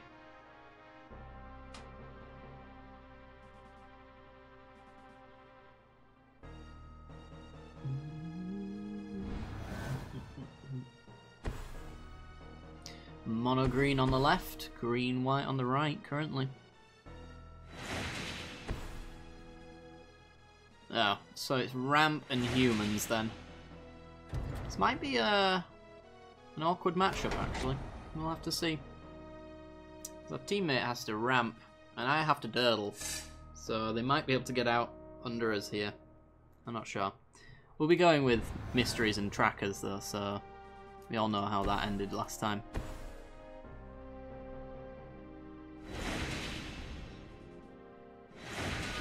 Hey, there we go. We can make plant tokens for days. That's what I like to see. And then I'm assuming pyramid. Yep. Get the ramp going. You will be a gilded lotus in no time at all.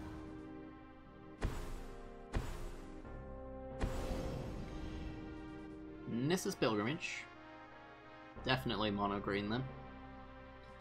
No doubt whatsoever.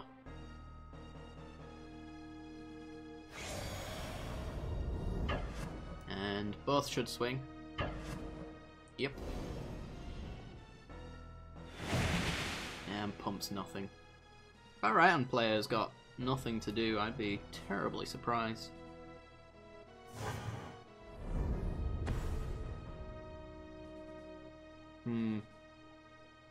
Expensive equipment.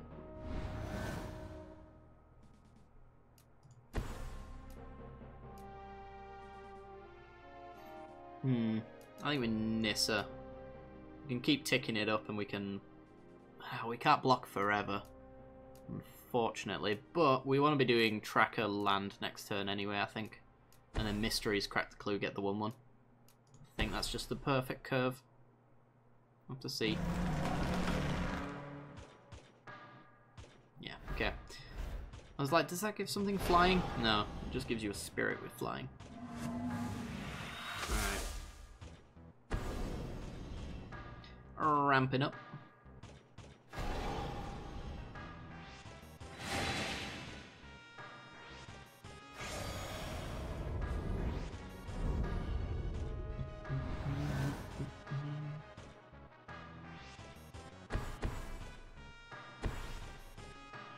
Okay. Are we running some sacrifice in your deck? I doubt you're running the green emerge creature because he's Garbo.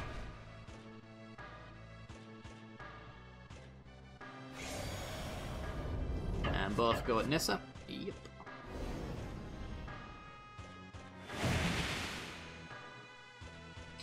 Honestly, I might just block like that, to be honest.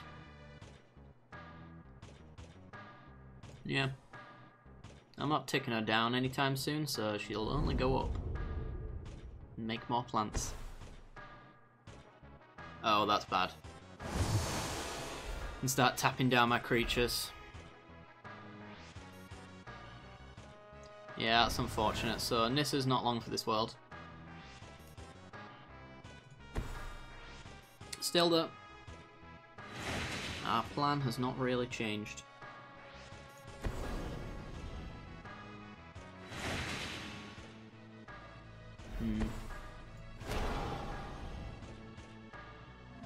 Suppose I force him to spend his mana to tap us down.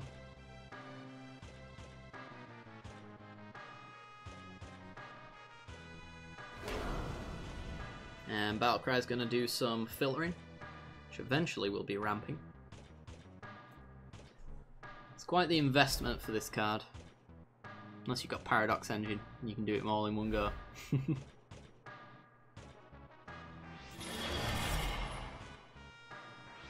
Are we going into Nissa? Yep. Okay. And ticking up for a plant.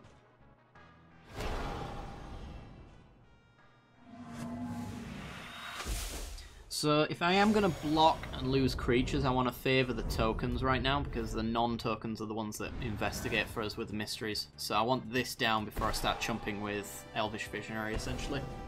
Unless I have no choice. Animus Awakening for 5. Alright, we get to see what our opponent's doing. Well, they're getting 1 forest, is what they're doing.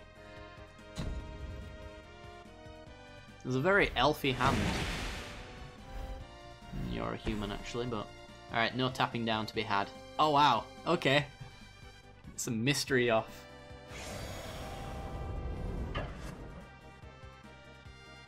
Four 3 goes at Nissa. Left on opponent. I'm gonna try and take Battlecry's Nissa off the board. Well, I shall assist in the protection of said Nissa. Actually, I'll do it. Yeah, this is the delay issue. Right, and 1 mana open. She should be fine. I don't think he's going to run Might of the Masses or anything like that. Yeah. Take that risk. She goes to 1, and she's fine. Good.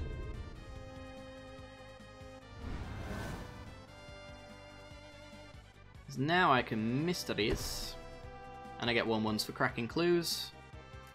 I'm not going to play down the Westvale Abbey just yet, because I want to keep that a little secret. It's between me and you, chat. And when the game catches up, I'll get a plant token. We can durdle some more. We can durdle some more. Desync. Come on. I think someone's about to make a disappearing act. It's the left-hand player. Or at least I think it is. Yep, it is. Alright. Just wondering if I want a Militia Captain. I'd have 4 creatures, but I think I'll be blocking, so I'd rather crack the clue and get a 1/1 token. And pump our Tireless Tracker up with card draw. So I think that's just better. Radiant Flames. Yeah, that'll work. Doing X3. X3, yeah. That's fine. Because we get loads of clues off the mysteries.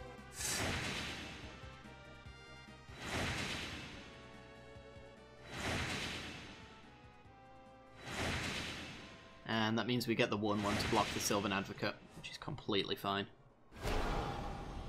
And a plant token. It's a shame about non-vocal communication there, because I could have held my Nissa off actually for the board wipe. I wasn't really paying attention to my opponent's hand, my teammate's hands. But that would have been the correct thing to do. That's pretty good.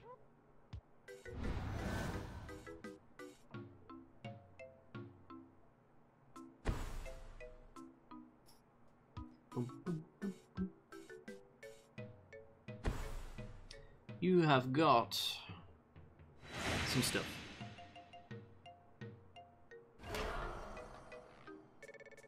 And ups it to a 6/4, which does nothing except for being a 6/4.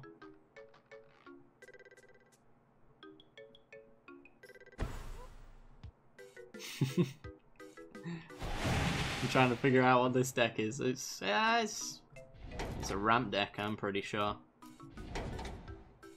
But because of Gift of Paradise, you can filter your lands, so you get the advantage of being able to play whatever colours you want. It's a spicy little brew.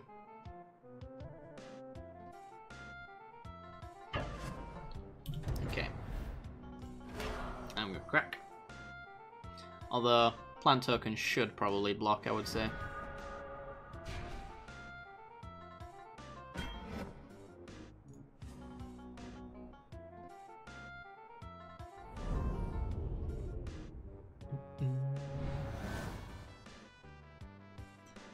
Okay. No board wipes to worry about. Let's get a plant token. That's Eyeless Watcher. I think we're actually set up to Westvale Abbey soon as well, so that's pretty good. Oh, game. You could have left me up a white mana. It's fine though. Just play one. Militia Captain should be able to flip. And I can afford to actually chump with 2 Scions here and crack a clue. It just takes us down to 4 creatures, but even if they have removal for one of them, I get a 1/1 in return, so I have 5 creatures at the end of turn after a clue crack. Which is more than enough for my Militia Captain.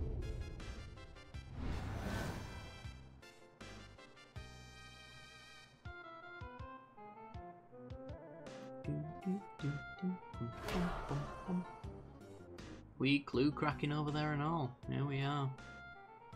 Bring it. My clues crack much better than yours. Okay. Kithium.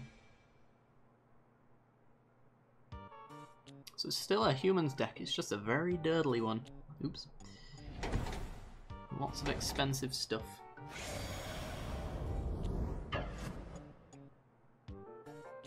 Okay, I've got that. As it currently stands. Alright. I'm gonna sack that creature anyway, so you might as well not block with the plant token.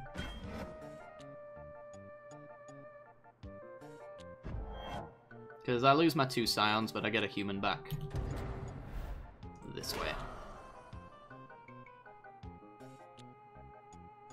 Like so. Unless he's got trample. Has he got trample? I doubt it. Nope.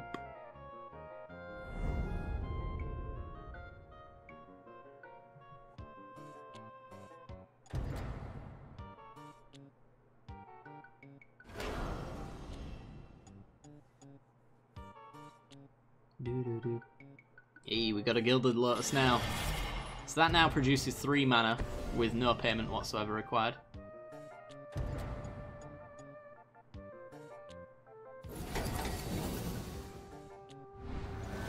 And we flip our Militia Captain into a reasonable 5/5. So I've got 3, 4, 5 with Nissa, so it's going to be a Westvale Abbey turn here. Sack 5 creatures. Got to do this carefully just in case. 2, 3, 4, 5. Wouldn't want to get rid of my cult leader. Get a clue for sacking the Eyeless Watcher. And now we've got a 9/7. He's ready to work.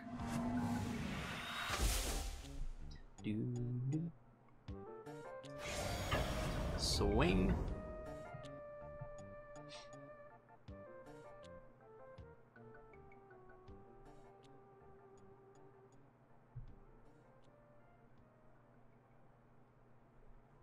Anything from our opponent over there? No.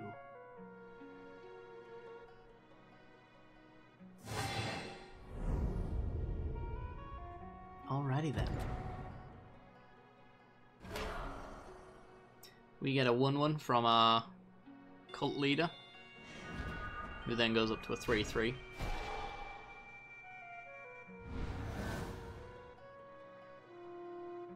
Got to be aware though that we can't block the 1-1 with the 1-1 and then the 3-3 on the 2-1 because Cult Leader will die when she goes back down to a 2-2 after it's dead.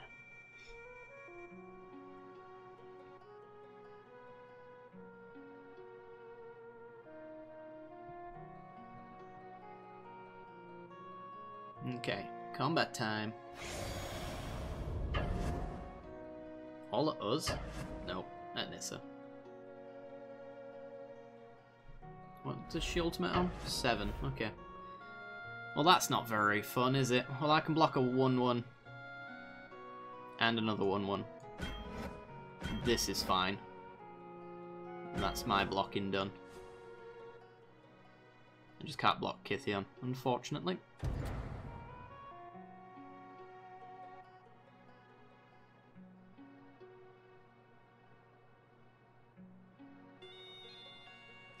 And flips into Gideon. We're gonna force Ormondale to hit him, maybe?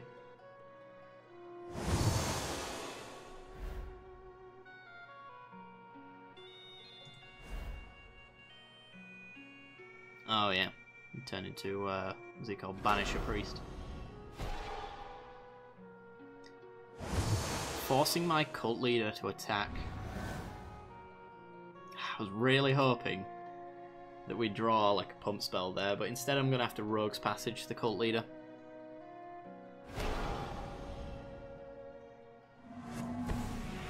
So it becomes unblockable.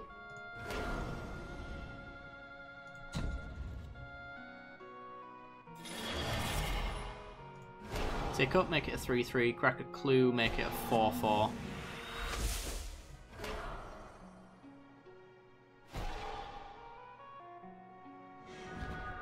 Ooh, Evolutionary Leap. When do I want the memory? Probably right now. To be perfectly honest, looking at this. I don't want to kill you. Probably just want to 9 you in the face, to be perfectly honest. Yeah, with a handful of lands, it's probably not, like, insane value. But do you want to get your Nissa out though first? No, never mind. Decided against it. Which is fair enough, because you got a lot of ramp and life gain, and my hand just got a hell of a lot better. Alright. That's pretty good. I accept that. So 4 mana over here. So that's a spring plus a pyramid. That's pretty good.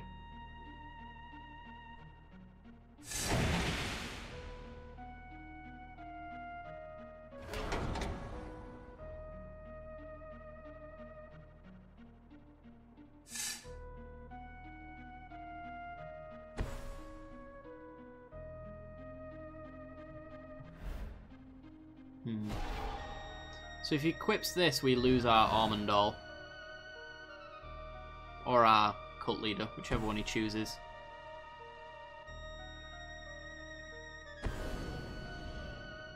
Tragic Arrogance.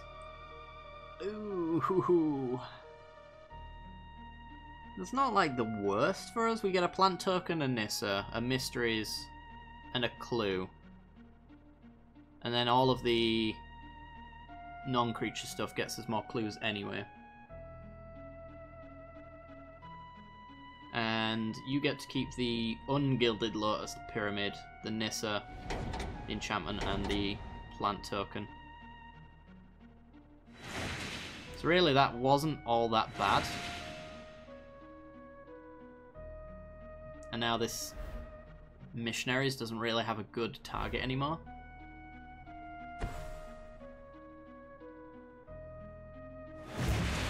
Yeah, follow the Titans right now. If you could manage it, actually. You need to Surge first, though. Without that Pyramid, it's a little worse off. Don't know if you can manage it still, though.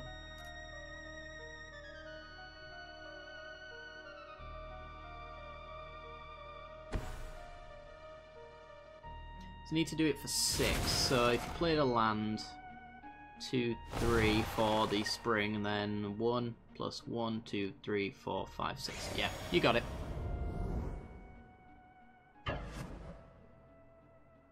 Yeah, I knew about the surge, I just wasn't counting your mana, but I was wondering if the 3-drop would be too expensive for you to trigger that. Actually, oops. Don't do that. Do that. But you're all good. Actually, this produces 2 mana, doesn't it? So, yeah. Got more than enough. They did.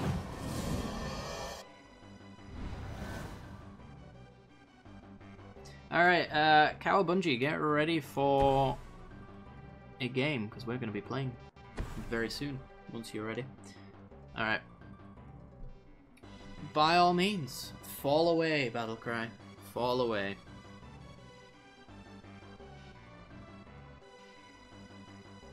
It's game over, man.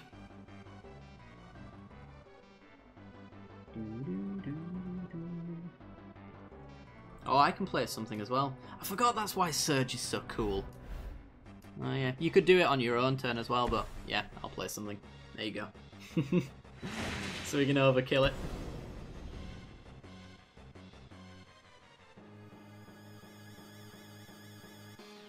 $20 damage.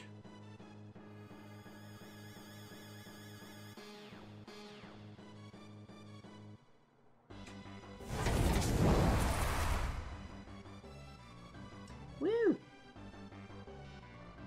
Alrighty then. Well played, sir. Well played.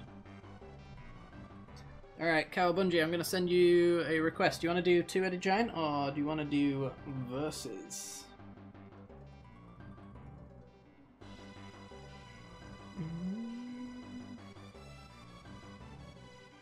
Oh, you're more than welcome. It was a lot of fun.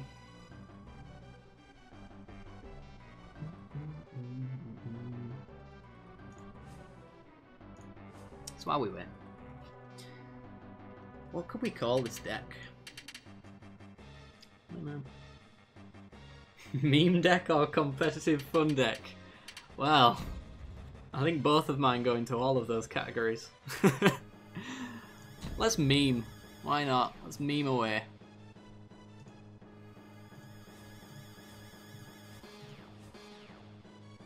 Two-Headed Giant. Alright. What's my memeiest deck? I don't really know, to be honest. This one called Steve. I think that's just a servos build there. I don't know how memey most of these end up being. I want the extreme meme. I suppose Marinette Madness is that deck then. Right, I'll send you an invite. And there it is.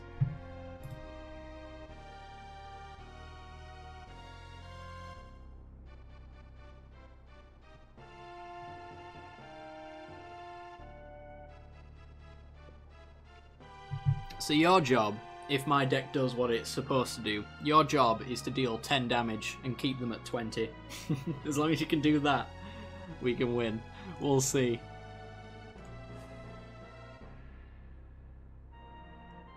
If this is an absolute meme fiesta, then maybe not.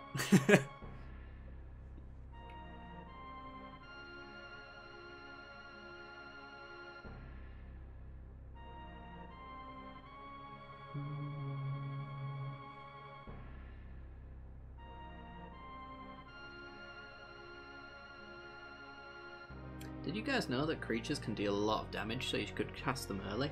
I didn't. The things you learn in the loading screens, guys. Oof. Ah, damn it, we're on the opposite team. Alright, back out. I'll send you another invite. Oh. I think that was a good hand as well, sadly. Boop. Ah, the funds of Two-Headed Giant matchmaking. This I will not miss. Not one bit. Two-Headed Giant I'll miss, but matchmaking sucks so much ass. Do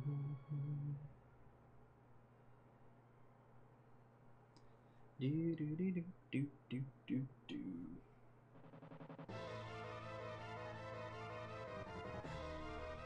So, So last week in the dev stream, they didn't actually give us an update on the release date of the NDA lift, but they might do it this week.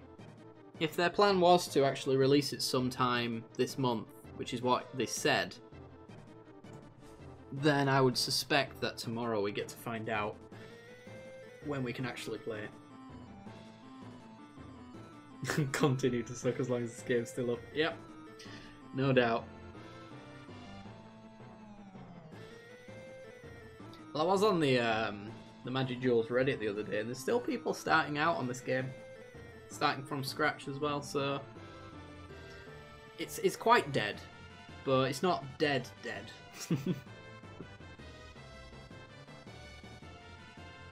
Yeah, there seems to be quite a few people who've only just come across the game and are like, yeah, let's play it now. I haven't realised it's no longer getting supported. It's nearly dead, yeah, it's on its last legs, I'll give it that. It's probably the best way to describe it right now. It's a good game to get into Magic, yeah, absolutely. I think most pros would disagree with you though, because of the rarity restriction, giving a bad idea about how decks are constructed. Because that is kind of, if you're planning on playing proper Magic, it gives you a few bad habits, really. But, yeah, as an entry point, it's pretty good. Oh my god. Oh, we won! Awesome. I get some more coins. How many am I at now? 21,000. Oh dear. Pros suck anyway. Yeah, they're the worst. They don't know how to play. Alright, third time's the charm. Let's go.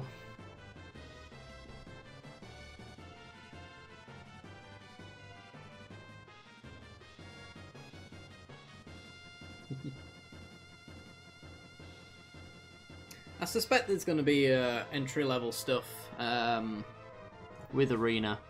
I think they've talked about it. It's not like their #1 priority right now, which maybe it should be. But yeah, they're going to do like entry-level stuff for people who have never played it before. It's kind of like the single player in Duels, but maybe they'll do something different, who knows. Yeah, the unique format for me is pretty much what sold Duels.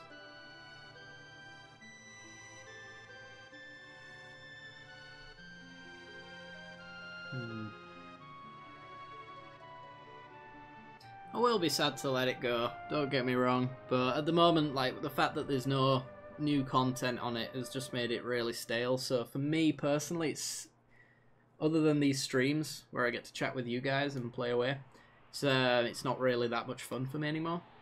So can't wait to get on Arena for that reason alone. Oh, we failed. Have we? Who are you? Okay. Did I invite the wrong person? I don't think I did.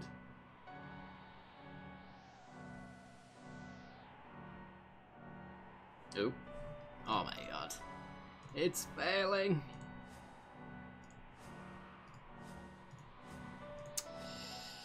We're playing this game now, are we? Come on. Invite sent.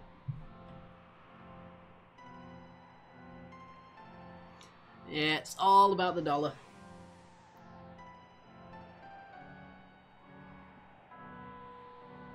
My guess is it's that they want people to probably move away from MTGO. While they've said that it's not a replacement, and right now it literally isn't, because you can't play Commander, can't play Modern, can't play Vintage, can't play Legacy. So there's still plenty of reasons to go on MTGO. What I suspect is that it's actually going to be the platform that they eventually turn into the new MTGO, because you can't really take MTGO and upgrade it to have this super awesome UI anymore. To upgrade that to what people want, you have to literally build something like Arena. So I wouldn't say MTGO is pure garbage. As a Magic simulator, it's top notch. As something to look at, it's disgusting. That's where I put it. It does occasionally bug out as well, but when you think about how many interactions each card has with every other card in the game, it's not really too much of a surprise to watch it bug out. Oh my god. I think we're failing a little bit here, Cowabunga. Do you want to just do a versus battle, which will work out? Can't seem to get this two-headed giant to work. We'll try it one more time. And then if this one fails, we'll have to do something different. It don't really bother me all that much, to be honest. It could look a lot nicer, don't get me wrong. Like, anything they could do to make it look nicer would be a success, but...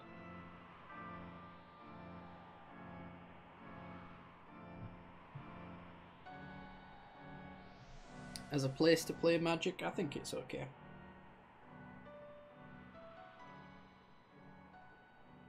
Alright, looks like it's failed. So I'm going to send you an invite, Cowabunga, for versus battle. Hope you don't mind. Because this one's failing. Let's go with...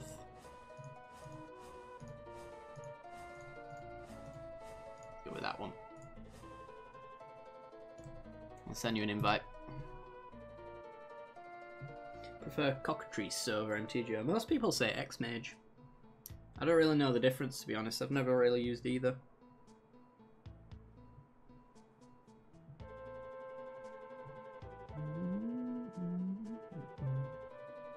But yeah, I think all three are equally as awful in terms of appearance, aren't they?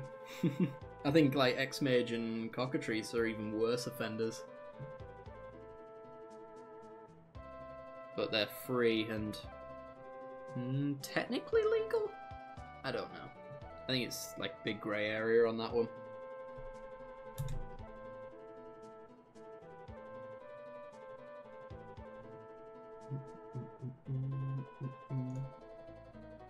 Let's try and join this. See what happens. No one don't care. Yeah, that's fair enough. That's probably the person who made Cockatrice's slogan.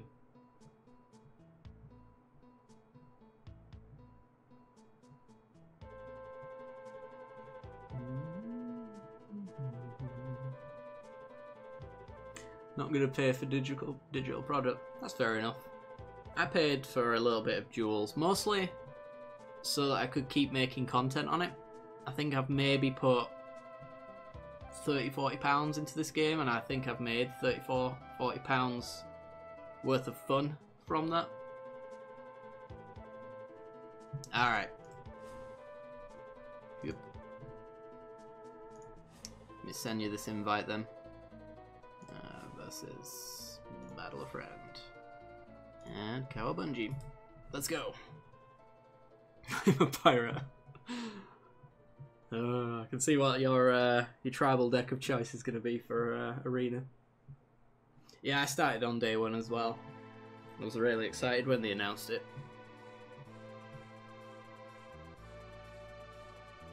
Because I was like, oh yes, a free-to-play variant of my favourite card game.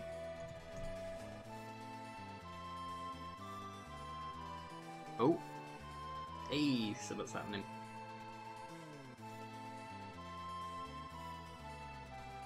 But yeah, I didn't really,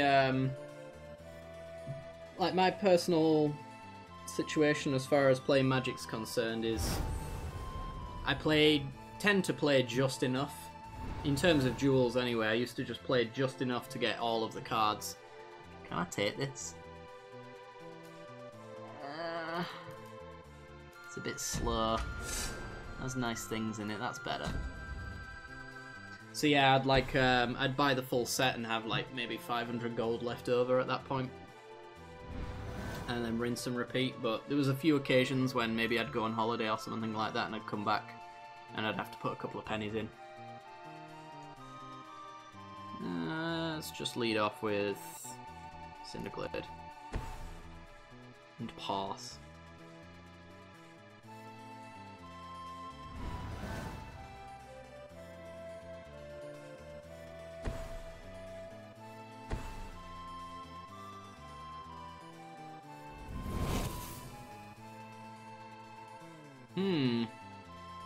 Interesting. Very interesting. Okay, well I guess we'll Sylvan Advocate. He gets to swing for 1 and make 3 2s maybe. We'll see.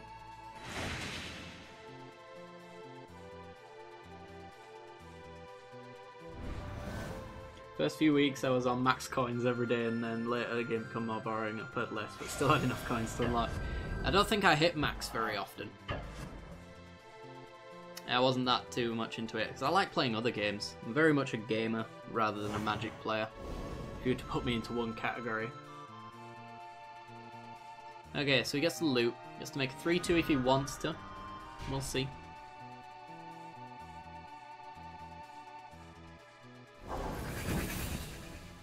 What the hell just went in his graveyard? Alright, okay. Spice.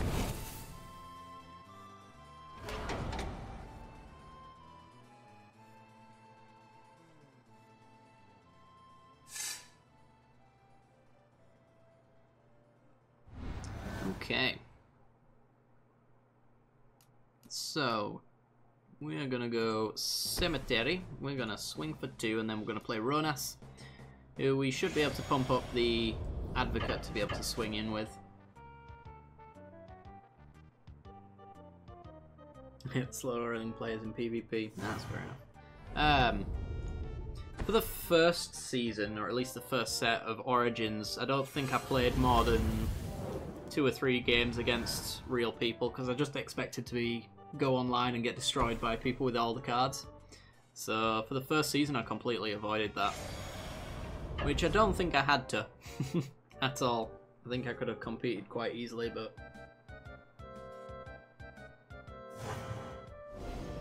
chose not to.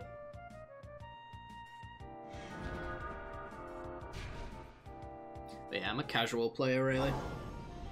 Big massive scrub. Oh boy, that's okay. We doing crazy things now.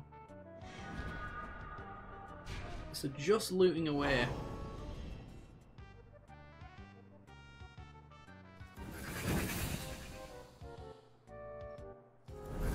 I suspect it's going to be land. Oh, refurbish. And that works too. There's a 5/7 and a Prize of Malcolm coming out now. And a Daredevil going back into hand. Is it a sweet little interaction? I like it. That's a 6/8 on turn 4. Huh. Alright. Colour me impressed. Let's play a land. I guess we have to pass because I want to be able to run us Death Touch this 6/8 if he wants to come in with it. Which requires a Sylvan Advocate to be alive, so we'll see.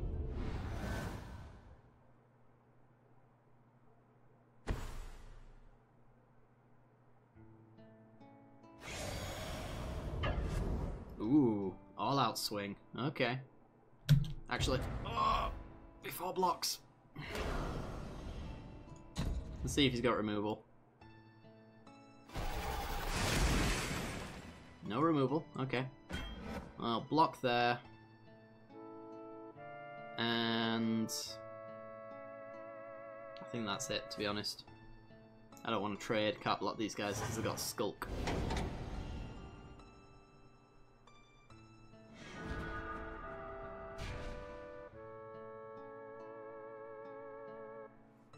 I need you to be bigger. Be bigger. How much do I need for you? 6. So an Explosive Vegetation right now would be okay. Looting Daredevils again. He must have another refurbish then. Quite possibly.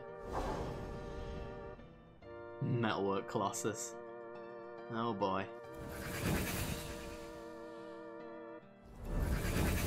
I have to say I've never seen this deck before.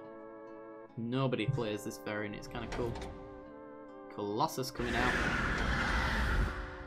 Now we got a 10-10 and a 3-3. Oh no, Daredevil, sorry. 3-3 is already out.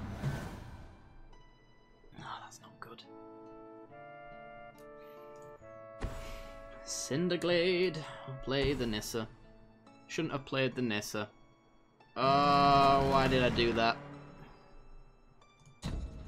That might have just cost me the game, actually. Oops.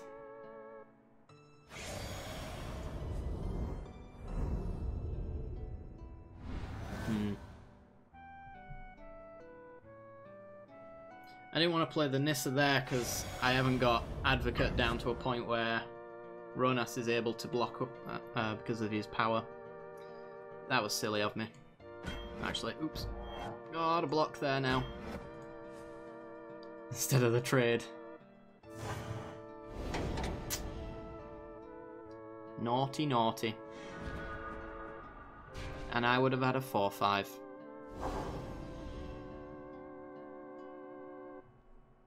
That's an absolute ripperoonie.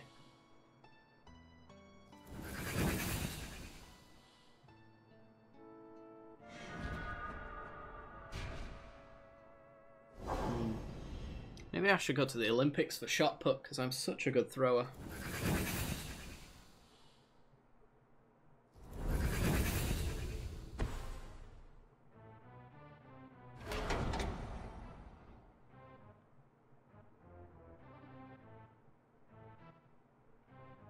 Yeah, it's not. I don't think it's over, but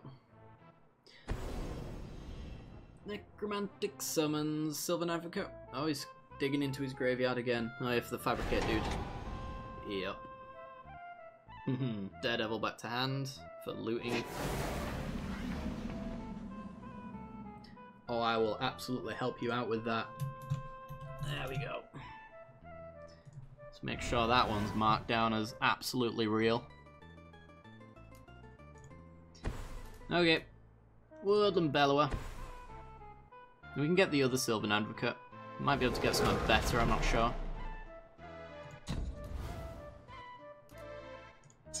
One, two, three, 4, 5, 6, 7. If I got the Druid, I could converge next turn. Or even the Cultivator, actually. He's got Death Touch, so it might encourage him to not attack me. Or just Reclamation Sage and kill an artifact. Also works.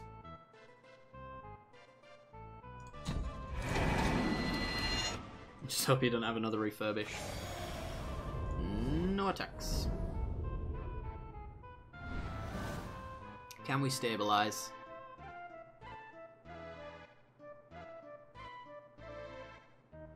So we got a cut. We can fire off on something. We've got a blocker for his big stuff with Death Touch.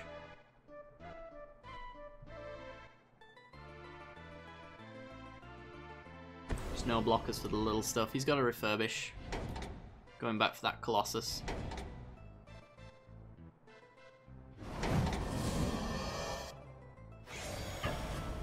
And is it just going to be the Skulk? It is. Nothing I could do about these guys right now, so I think the cut is actually going to those. As weird as it sounds, those are the only ones I can't deal with, and they're going to kill me very quickly. Daredevil into the yard.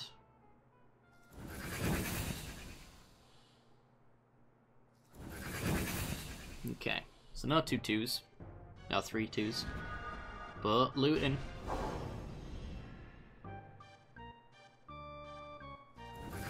That means he's got a 2 mana play in hand, you would suspect. Land, or 3 mana play. Oath of Jace.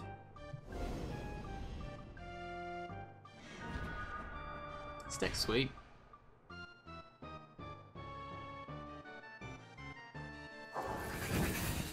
And it's going to destroy me. Come on, good card.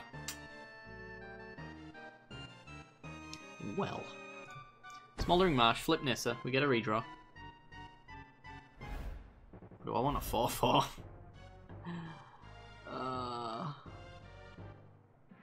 I think I need the draw to be honest, because I don't think we're going to be in this match for very long, and I don't think that 4-4 changes that. That doesn't help.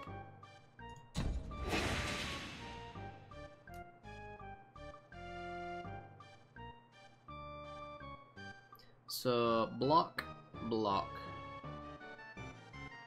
block. Take 2 if I cut one of these guys. I think I have to do that. As weird as it feels.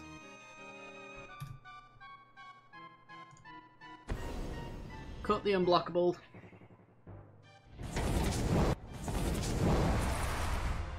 As long as you don't die, I can block. So we'll see.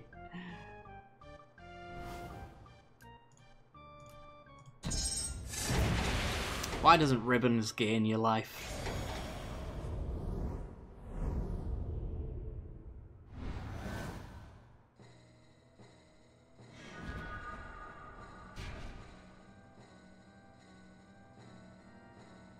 Okay. Are we going for an all-out swing? No, just the 1-1. Okay. Buying ourselves a little bit of time. We could find Nissa's Renewal, which will give us a lot of life back again. I don't think we could ribbons him all in one go, but it's potential. Could mill him. He's going for the 3-2, so he's going wide. He's getting ready to finish us off. Convergence kind of helps with that.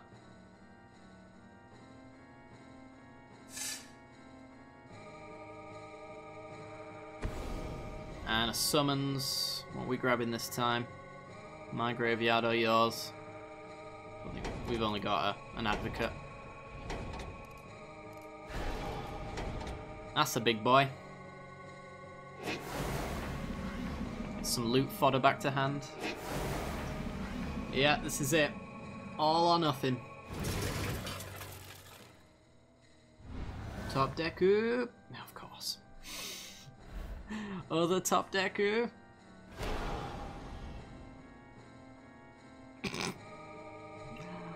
Love Magic the Gathering. It's my favourite. Okay, so we make a 5-5. We block, block, block, block, and then we're dead. Well, let's send a message. We're not to be messed around with.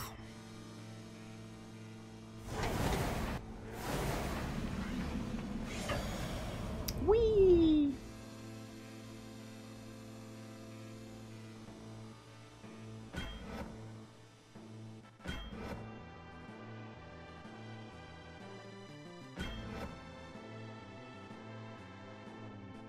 Yeah, we could get the 4-4 off to Nissa, but we're at that point where that 4-4 buys us a turn, but potentially that draw also just gets us a win, maybe. Both of them buy us a turn, if they go well. But I can pretty much just see the nail in the coffin here anyway, so... We got him to 9. Woo!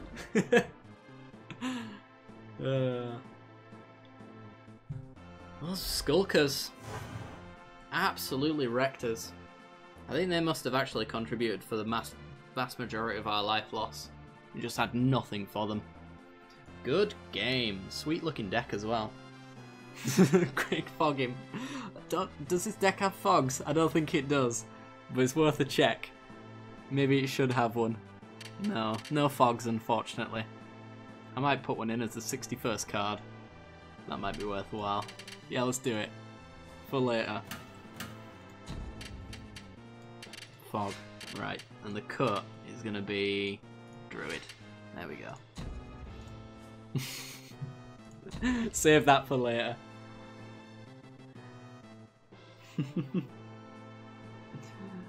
Good game, Cowabunga. Good game.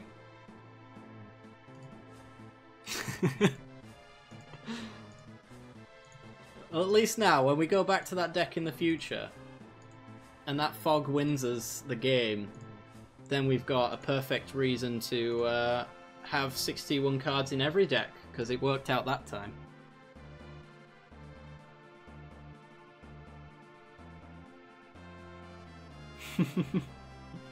Well played, well played.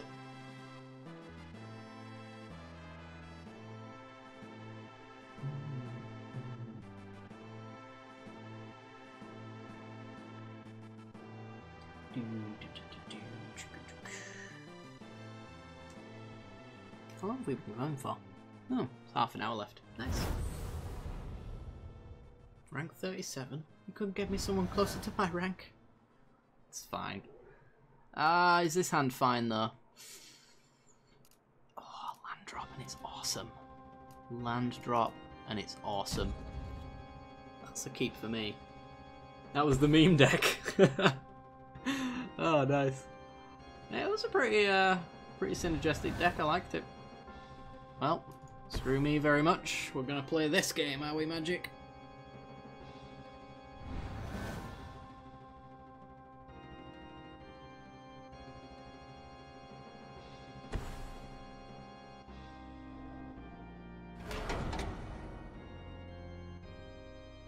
Evolving Wilds, cracking 4 black. Oh, we're in Abzan. Blister Pod. Okay. Sacrifice deck. Land. Yeah, it'll do. I'll take it. Probably just going to end step sack it to draw though, so that we can get our 3 drops going.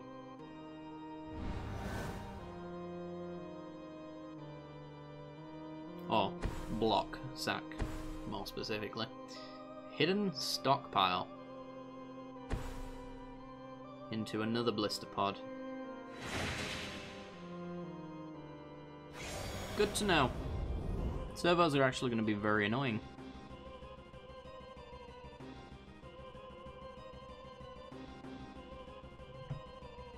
Are you going to attack? Because I'm going to block and sack. I'm just going to sack if you don't attack. I'm going to rhyme all day. Anything at all. Any day now. You should attack. As it triggers revolt, and you haven't done that yet, I don't think. Unless you... Oh, okay. Let's get rid of... Might just be the Hellion, because blocking blister pods is just not going to get anywhere, though. Otherwise, the Hanway Garrison, though. And removal might get somewhere. Fiery Temper, okay. Land. Okay. Garrison, here we go. So I should be able to go wide and his servos won't matter. And if he puts down some sort of blocker, we've got Collective Defiance, Fiery, Firecraft, Harness Lightning. Whatever we need. Mr. Garrison. Okay, kids, quiet down now. Okay. Oh, that's not Mr. Garrison. That's that's what's his face. It's Principal Dude.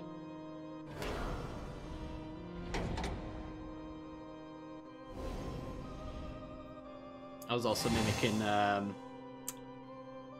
Eminem song where he uses South Parkish stuff.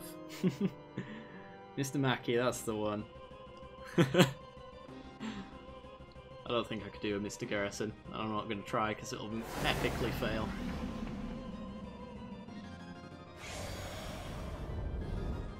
You gonna swing? Alright. So we're going to swing with the Hanway Garrison and then we're just going to Harness Lightning some stuff. See if we can get a blowout. Land drop's nice.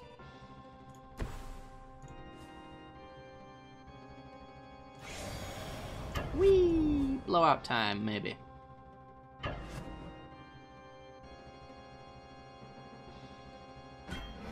Blocks.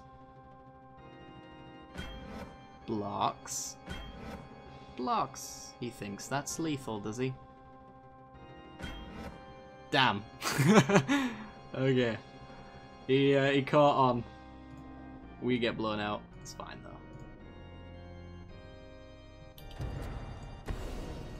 Kill that.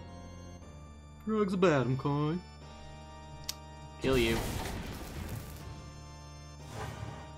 I mean, we don't leave him with much, so at the end of the day, it's not too bad.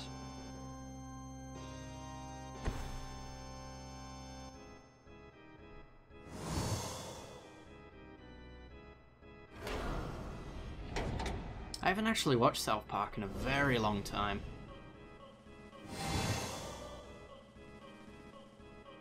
I'm trying to think when I stopped watching it, actually.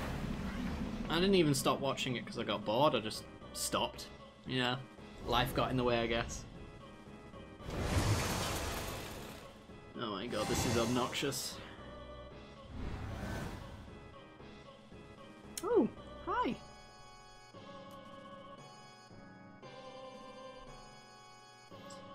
Now, do we keep attacking his Anointer Priest so that he turns them into tokens? Because life gain is very annoying, and it's probably going to be the way that we lose this game.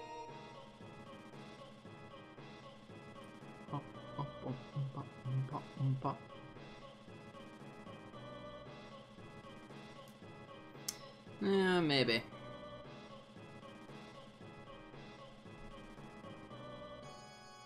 It's like if we kill this and then we swing in with these two, he doesn't trade. He might trade one, but he's not going to trade both of them. Which I think that's fine. So like 4 to a creature, 3 to him. Swing. Seems fine.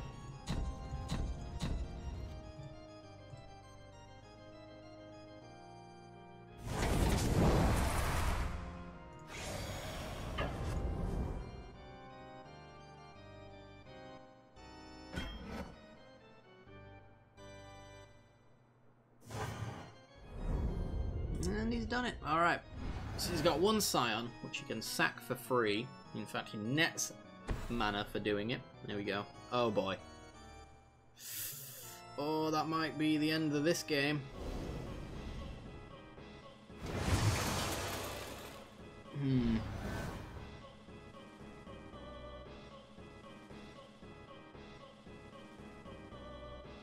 Well, what we could do, it would only slow him down, potentially. We could swing in, see if he wants to block with one and then kill the other, and then he's got nothing to sack with the stockpile, so he can't generate the servos again. If we swing in with a 4-4, he just blocks maybe one, and then we've got nothing to kill the other, so let's try this out. Sure. Okay.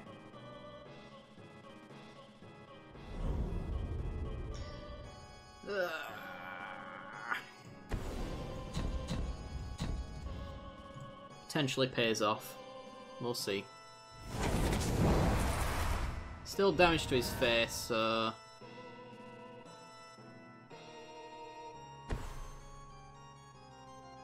Just an Anointed Priest. You won't want to sack that. Can I have a land, please, so that I can go hasty with this garrison? Nope. That would be too easy. Alright, let's go Hanway Garrison, though. Let's get it going.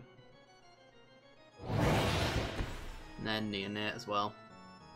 So you can sack that for the Fiery Temper.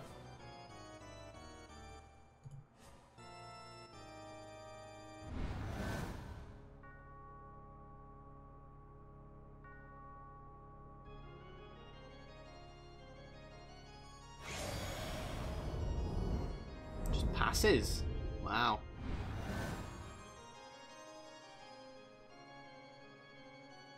Okay. Schwamp.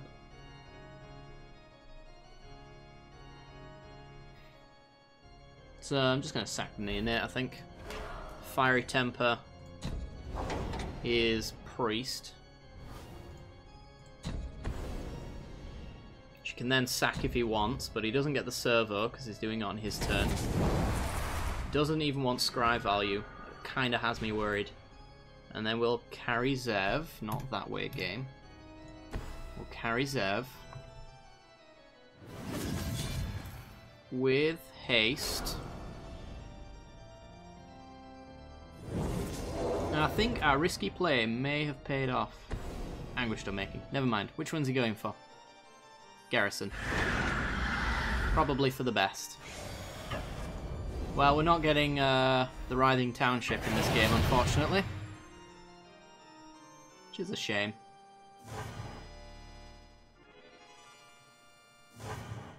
But I really don't think we're in a bad spot right now.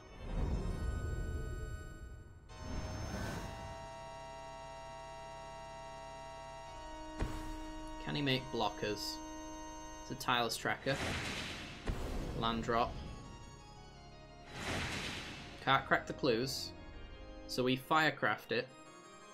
Which keeps him off of Revolt again. And then we get to Scrounger as well, so we add to the board a little bit more as well.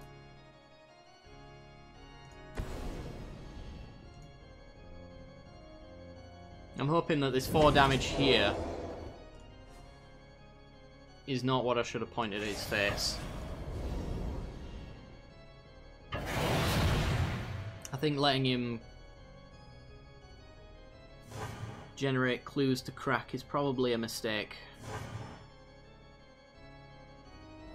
I get the Scrounger, which I can start swinging in with Alafnu Hellion to go in for haste next turn. So he gets 2 servos maybe. And we're swinging in with 4 creatures. He's going to go with the priests. Ah. That's a lot of life. Yeah, that might actually just do it.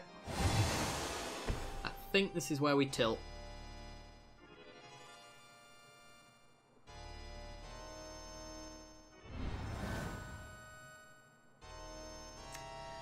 Okay, right, well, land, Hellion, let's go.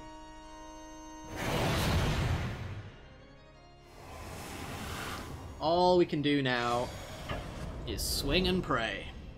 Do I play Paper Magic? I play Commander on occasion, but most of all, not really, no. It's too expensive.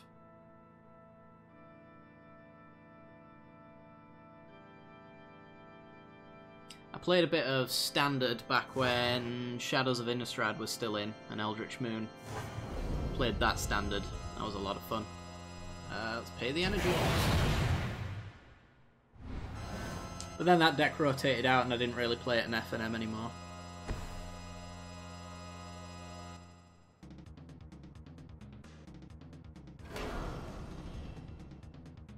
Oh, he's going for another Anointed Priest. Jesus Christ. Alright, we're out. This is definitely the end.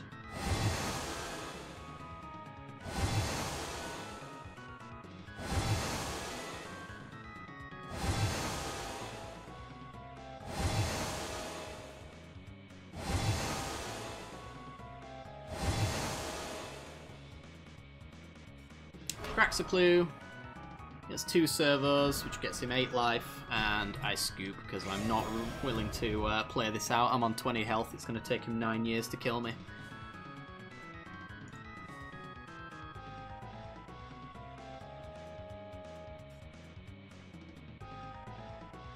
Vampires in Zendikar. That was a while ago. Hey, Samurai Piggy. Welcome on in. I'm afraid you might have caught just at the end of the stream though, because we're only going on for another 15 minutes I think, which is another match, maybe 2. But nice to see you anyway. My F&M was quite fun actually. It was a small group, but they were all casuals. Nobody really built tier decks at all. There was one guy, because there's always that one guy, who played the best deck in Standard every time. So at the time it was vehicles, back when that was when Gideon wasn't banned.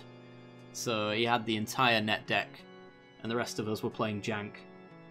But yeah, it would usually come down to either me, him, or one of my mates coming in first every week. But usually him, because he was the only one who cared about winning for the most part. Ooh. His hand is up yet again. Good if we get a land, so we're on the draw, we'll see.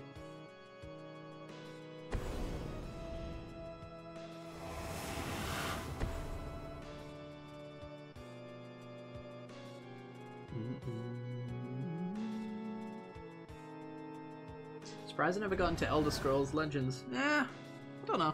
I'd never really looked into it that much, to be honest.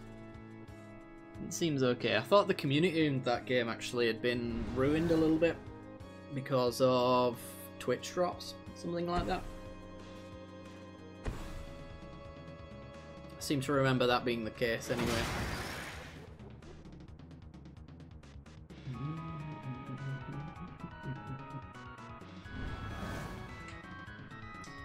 Alright. Boop.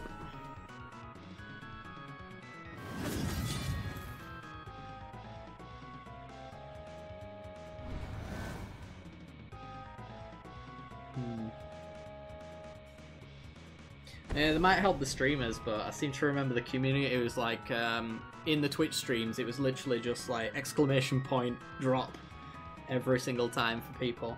And the bots just ruined it.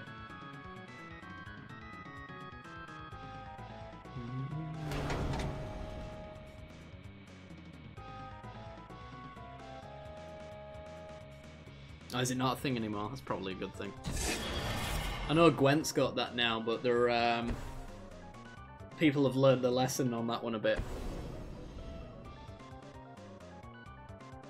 So, day one when Gwent had drops, everybody was just banning the the bot that was constantly advertising in their chat.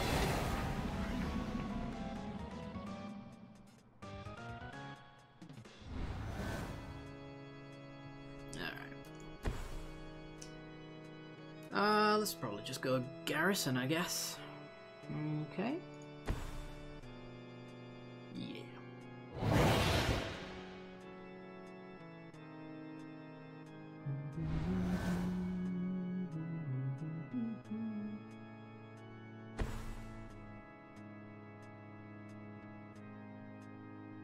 Since there's only a few streams left, is this going to be the time to catch the Magic stream? No, probably not. The only reason I'm streaming today... You're not fun, which probably means we lose.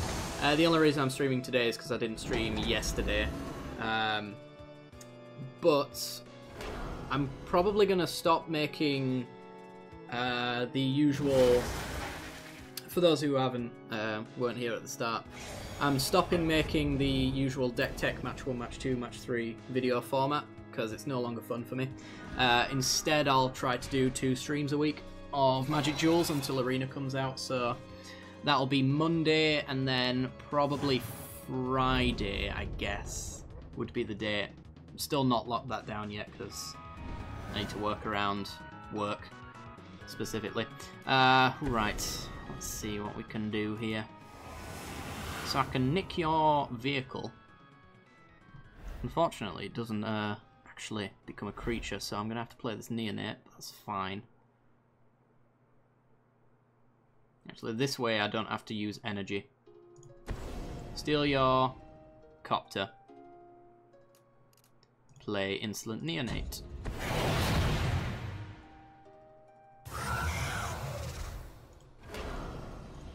And confirm.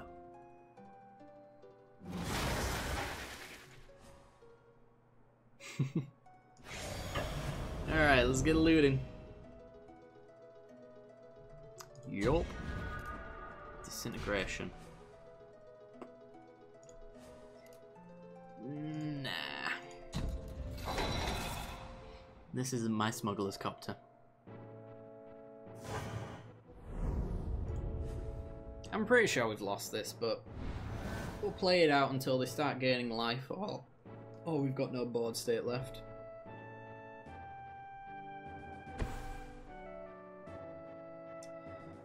Alright. Cultivator's Caravan. Resourceful return.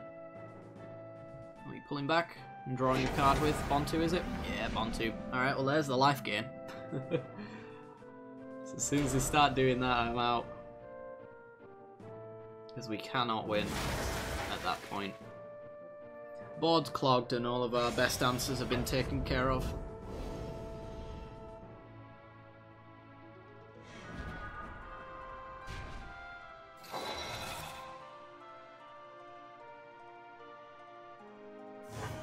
Oh, thanks very much, Samurai Piggy. Well, I hope you enjoy the rest of the stream.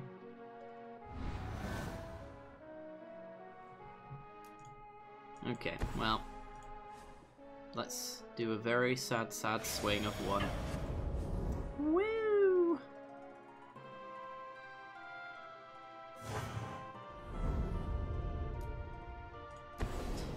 And then just sad hit you. There we go.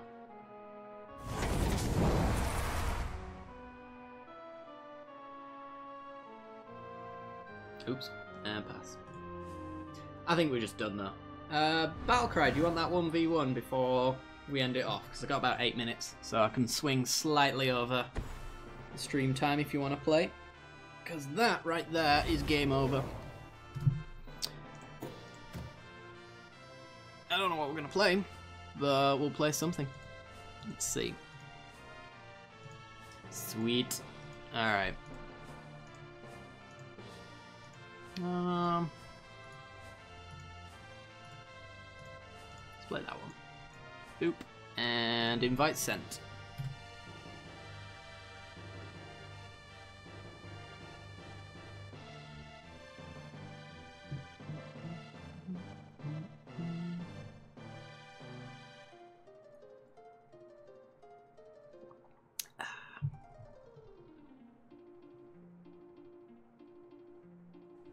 Let me just check while you're all here whether or not I can actually do Friday. There's a few things I have to look at. Let's see. Close you. Yes. Okay, so I'll be streaming Magic Duels on Friday. This Friday. And I may do that permanently. Well, until Jules dies.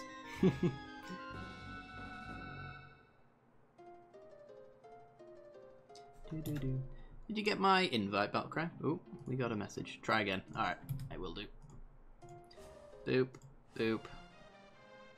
And send again.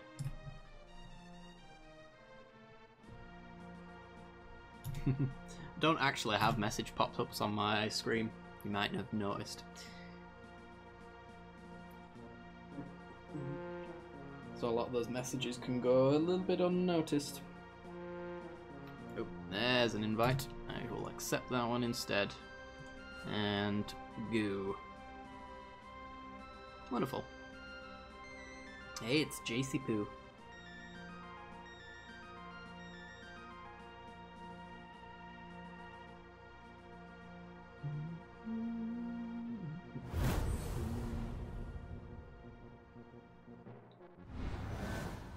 Alright, we're on the play. We have the slowest hander of all time, so I'm going to redraw it, and... Ooh. Oh, it could be so much worse, but it could be so much better. I think we keep it, and hope for the strength of this cast out, getting us maybe something to crew the smuggler's copter.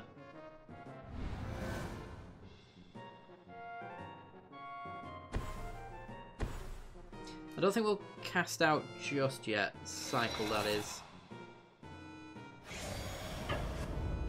So we might just draw into something for the Smuggler's Copter. Plus we'll be playing this anyway, so we've got the top deck to get that crew going.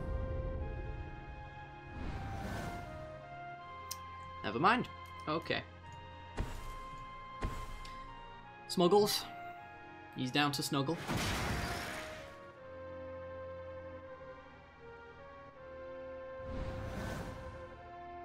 This is actually the Snuggler's Copter. And if you look really closely in the artwork, there's two people having a little cuddle in there.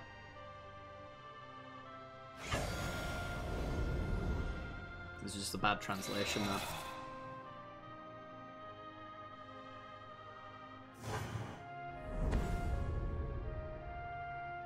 Since NDA is still in effect, what combo do you feel is going to be the Super Friends in Arena?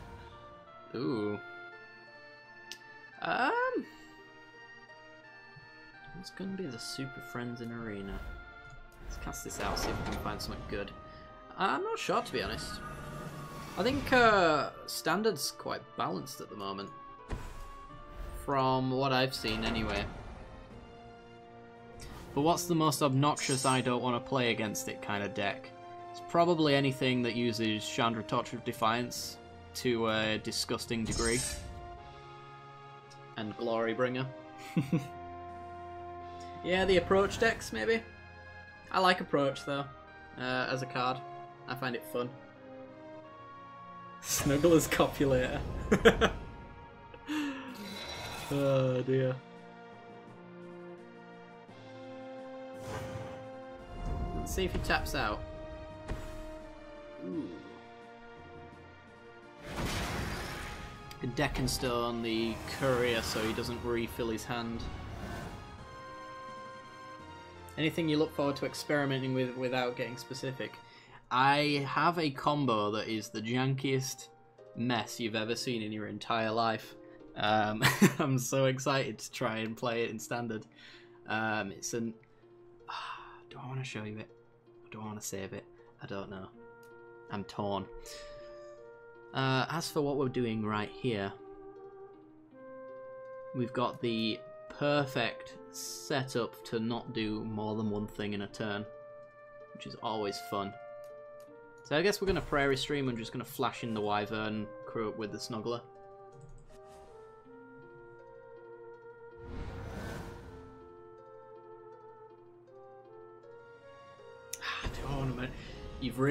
You're tempting me now. I want it to be a surprise.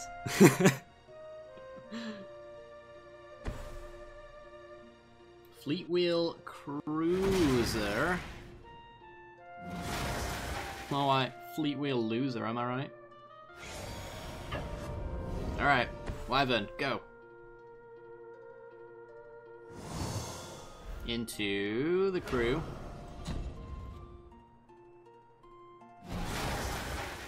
And I think we take out little courier over here. Just because of that card advantage. And I will loot. Ooh, Invocation. Not bad.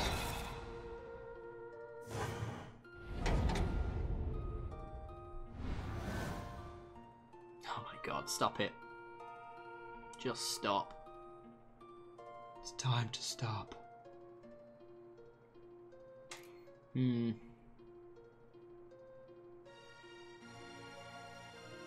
mana. Yet again, we're just perfectly lined up to not do anything good. I think what it's going to be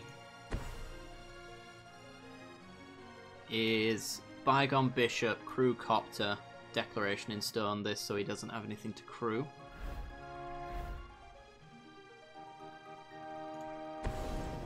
And hope he doesn't have a creature.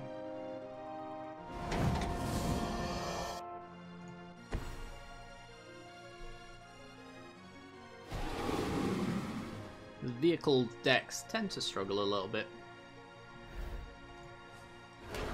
Alright, we'll go in with the Wyvern. Try get a different card. Other than an Evolving Wilds, which is trash. Avison, that's not trash.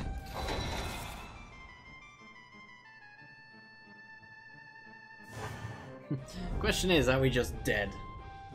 If he's got to start your engines, I'm going to cry.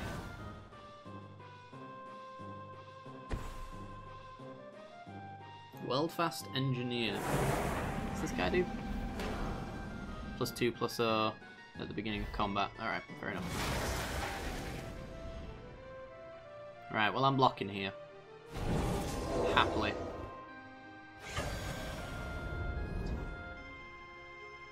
Yeah, boop.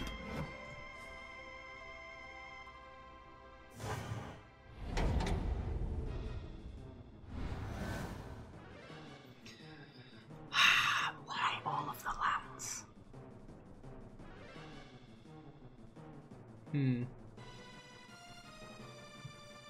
So, if we swung in and left all of our defenses down, we're telegraphing that we've got Avison. But I think we still should, all the same.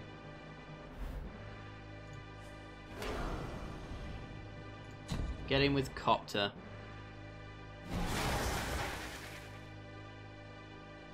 Because we've got to get some beatdown going, get some better cards, get some better rhymes.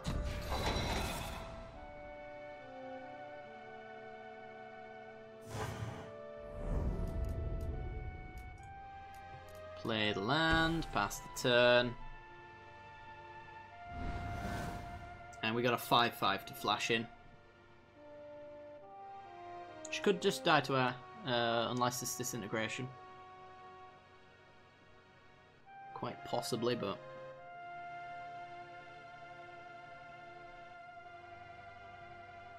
What's your defense? You're a 3/5, right? Yeah. Oh, boy.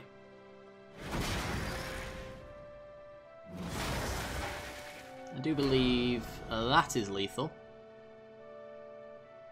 Yep. Hasty shenanigans didn't account for.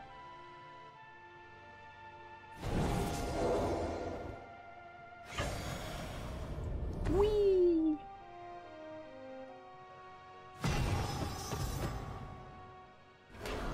Lifelinking. Sure. Hits for 3, tramples for 2, and that's 5. And that big game. Ah, dear. Yeah, I've decided I'm keeping this combo a little secret. But don't you worry, on day 1 we'll be playing with it. It's nothing spectacular, it's like an absolute jank fiesta. But it's how I roll. Anyway guys, that's going to do it for today's stream. Thank you very much Battlecry for playing against me. That was a good game, sir.